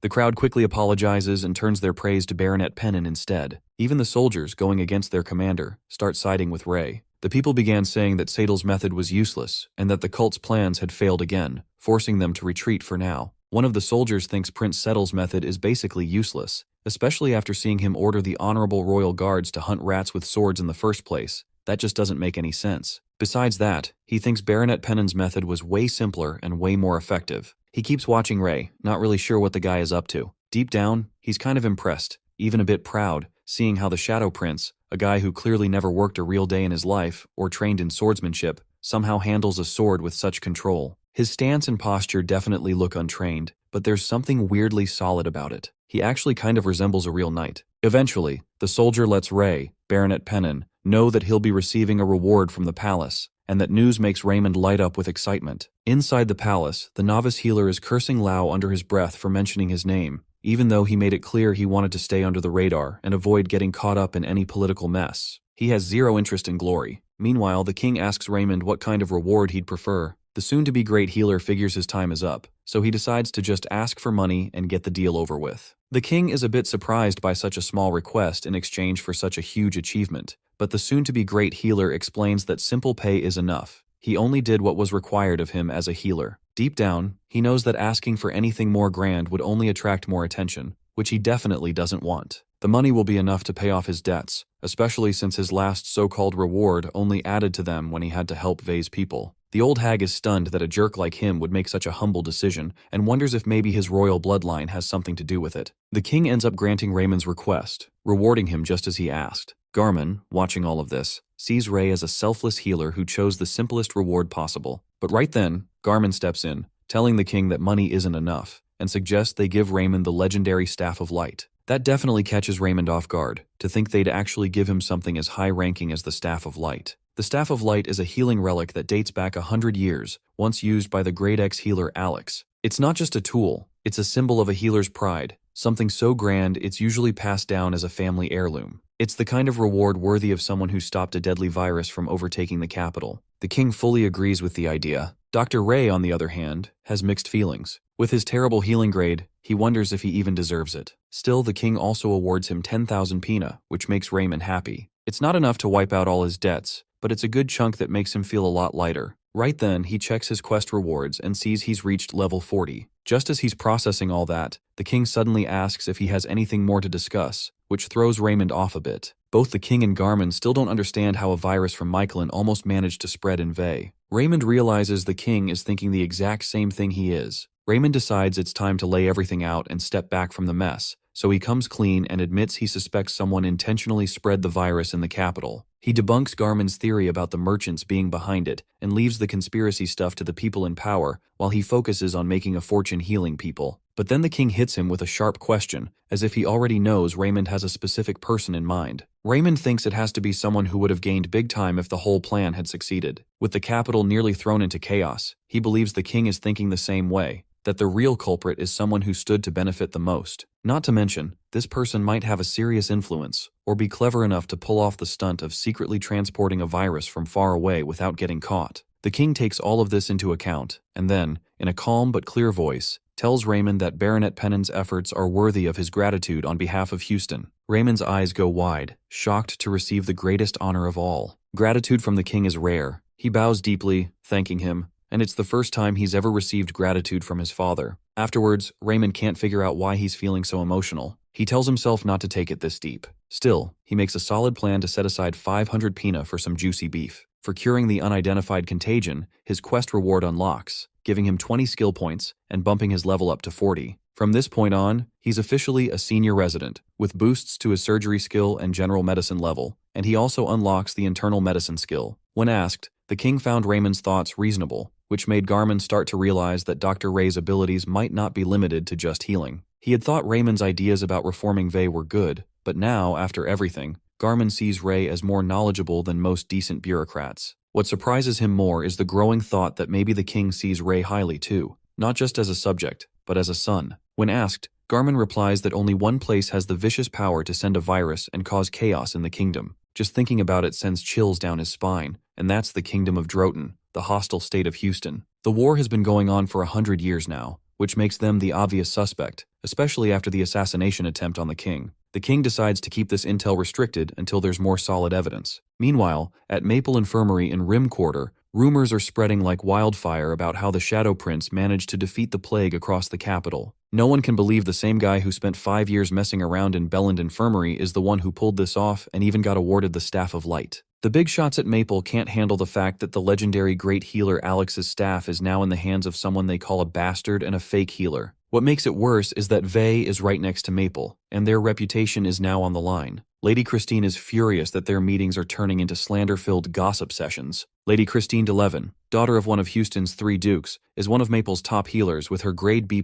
healing. She's had enough of hearing nobodies putting Baronet Pennon's name above the table and walks out to go treat her patient. She doesn't care for sitting around with those whiny jerks, but her curiosity in medical sciences is real, and she plans to confront him for the sake of her patient. Over at Maple, the crowd of healers is having a hard time swallowing soon-to-be great healer's success, but with the king's approval backing him, there's not much they can do. However, Baron Canton, a grade C healer and the director of Maple Infirmary, sees a different angle. He believes that Dr. Ray's decertification might actually be the perfect tool to bring him down. With the time coming up for the compulsory education that every new healer has to go through, they're already scheming to make Raymond fail. In the minds of the Maple healers, they've seen how a grade C healer like Canton took the director's seat by playing political games, using his influence like a monopoly. Anyone who clashed with him conveniently disappeared from the Rim Quarter. Baron Canton enjoys the fear he brings and knows that if Ray keeps climbing the ladder of success, things could get bad for him. Now that Canton's been put in charge of this year's compulsory education, he plans to simply make Raymond fail. And honestly, everyone in the room seems to love the idea. At Ray's infirmary in Vey, Lau spots him receiving a notice for the compulsory education test meant for new healers. The guy really has no choice but to attend since everyone under grade B is required to take it. Hansen bursts in like a flash, warning Raymond not to go. He says he talked to someone from Maple Infirmary and found out they're scheming to make Ray fail. That's all Lau needs to hear to get fired up, already sure that Baron Canton is pulling the strings. But Raymond stays cool and confident, saying it's just a simple class and he's far from a beginner now. His calm attitude lifts both Lau and Hansen's spirits too. After all, the guy is a level 40 senior resident with 110 experience points, 225 skill points, and a mana of 7. Not to mention the lad's got a wide range of academic skills under his belt, including surgery at grade C, internal medicine at grade D, general medicine at grade B, beginner medicine at grade B, herbology at grade S, pathology at grade A, and alchemy at grade D. Leveling up to senior residency has boosted his growth rate in both knowledge and surgical skills, along with his academic progress. The surgeon's experience is a valuable perk that adds +3 every time he performs surgery. The more knowledge he gains, the more his stats rise. With his level of precision and experience, grade C and D healers don't stand a chance. That's why he's feeling confident about standing out among the lower grade healers. His win is almost guaranteed. The Shadow Prince makes it clear that he's aiming for the top score. Just then, his next quest loads up, and it's titled Acing the Mandatory Test.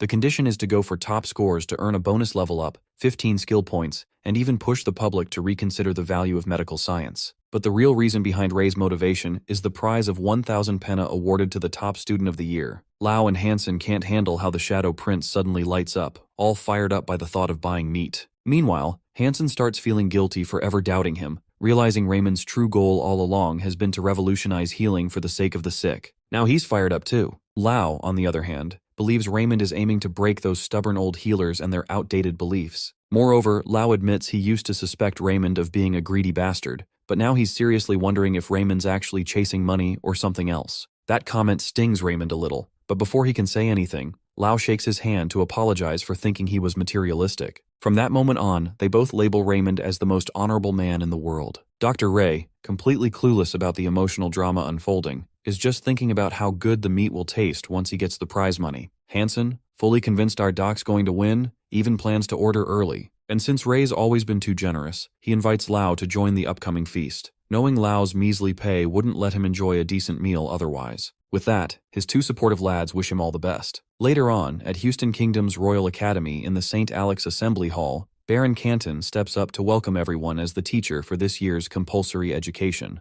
Standing before a crowd of excellent healers, Baron Canton can't wait to drag Raymond's name through the mud, pointing him out as the one person who doesn't belong. Whispers and rumors start flying, branding Raymond as some scandalous, fraudulent scum. Canton even jokes around with his buddies about there being a rat among them, clearly taking shots at Baron Pennon, also known as Raymond. Hansen's about to explode from rage at this crusty old man, but Ray, with his steel of heart skill, stays completely unfazed. The ridicule bounces off him like nothing, and he coolly activates his facing the boar's skill. With a rush of confidence, he finally breaks the awkward silence, calmly telling Canton that it's fine, but it sounds like the man's just imagining things. The soon-to-be great healer explains that, as a fellow healer with a broad mindset, he can understand a lot of things, but he's genuinely surprised to see a man of Baron Canton's reputation caught up in delusions. He even expresses concern for Canton's health, suggesting it might be the early signs of dementia, and that one stings hard. Baron Canton quickly brushes it off and tells everyone to take their seats and enjoy the company. Then a blonde from Maple Linden offers Hansen a seat, but the bullies yank Linden back and sneer that seats are only for real healers, not dirty rats of witchcraft. Linden gets shamed in front of everyone, but Ray steps in and flashes his badge of honor, reminding them that a true healer shows respect in front of St. Alex's badge. Suddenly, Linden loudly congratulates Ray, drawing everyone's attention. Hansen wastes no time and calls out the jerks, saying they're the real rats here, slandering others instead of acting like proper healers. Baron Canton quickly shuts down the ruckus by announcing the rules for the first test. He emphasizes that healing power is the most important skill and makes up 50% of the total score. Anyone scoring under 60 must give up their license on the spot. He also makes it clear that a grade F means total failure. Canton clearly believes Ray must have pulled strings to get the king's support, but that won't help him here. If Ray can't pass the healing power test, failure is inevitable. Meanwhile, the great healer and Hansen are quietly trying to figure out their next move. That's when Ray speaks up and asks if there are any bonus points for healers whose healing grade went up. Hansen looks totally confused. Baron Canton can't hide his smug grin after hearing what he thinks is such a ridiculous question. Healing mana, after all, is something people are born with and can't change, no matter how hard they try.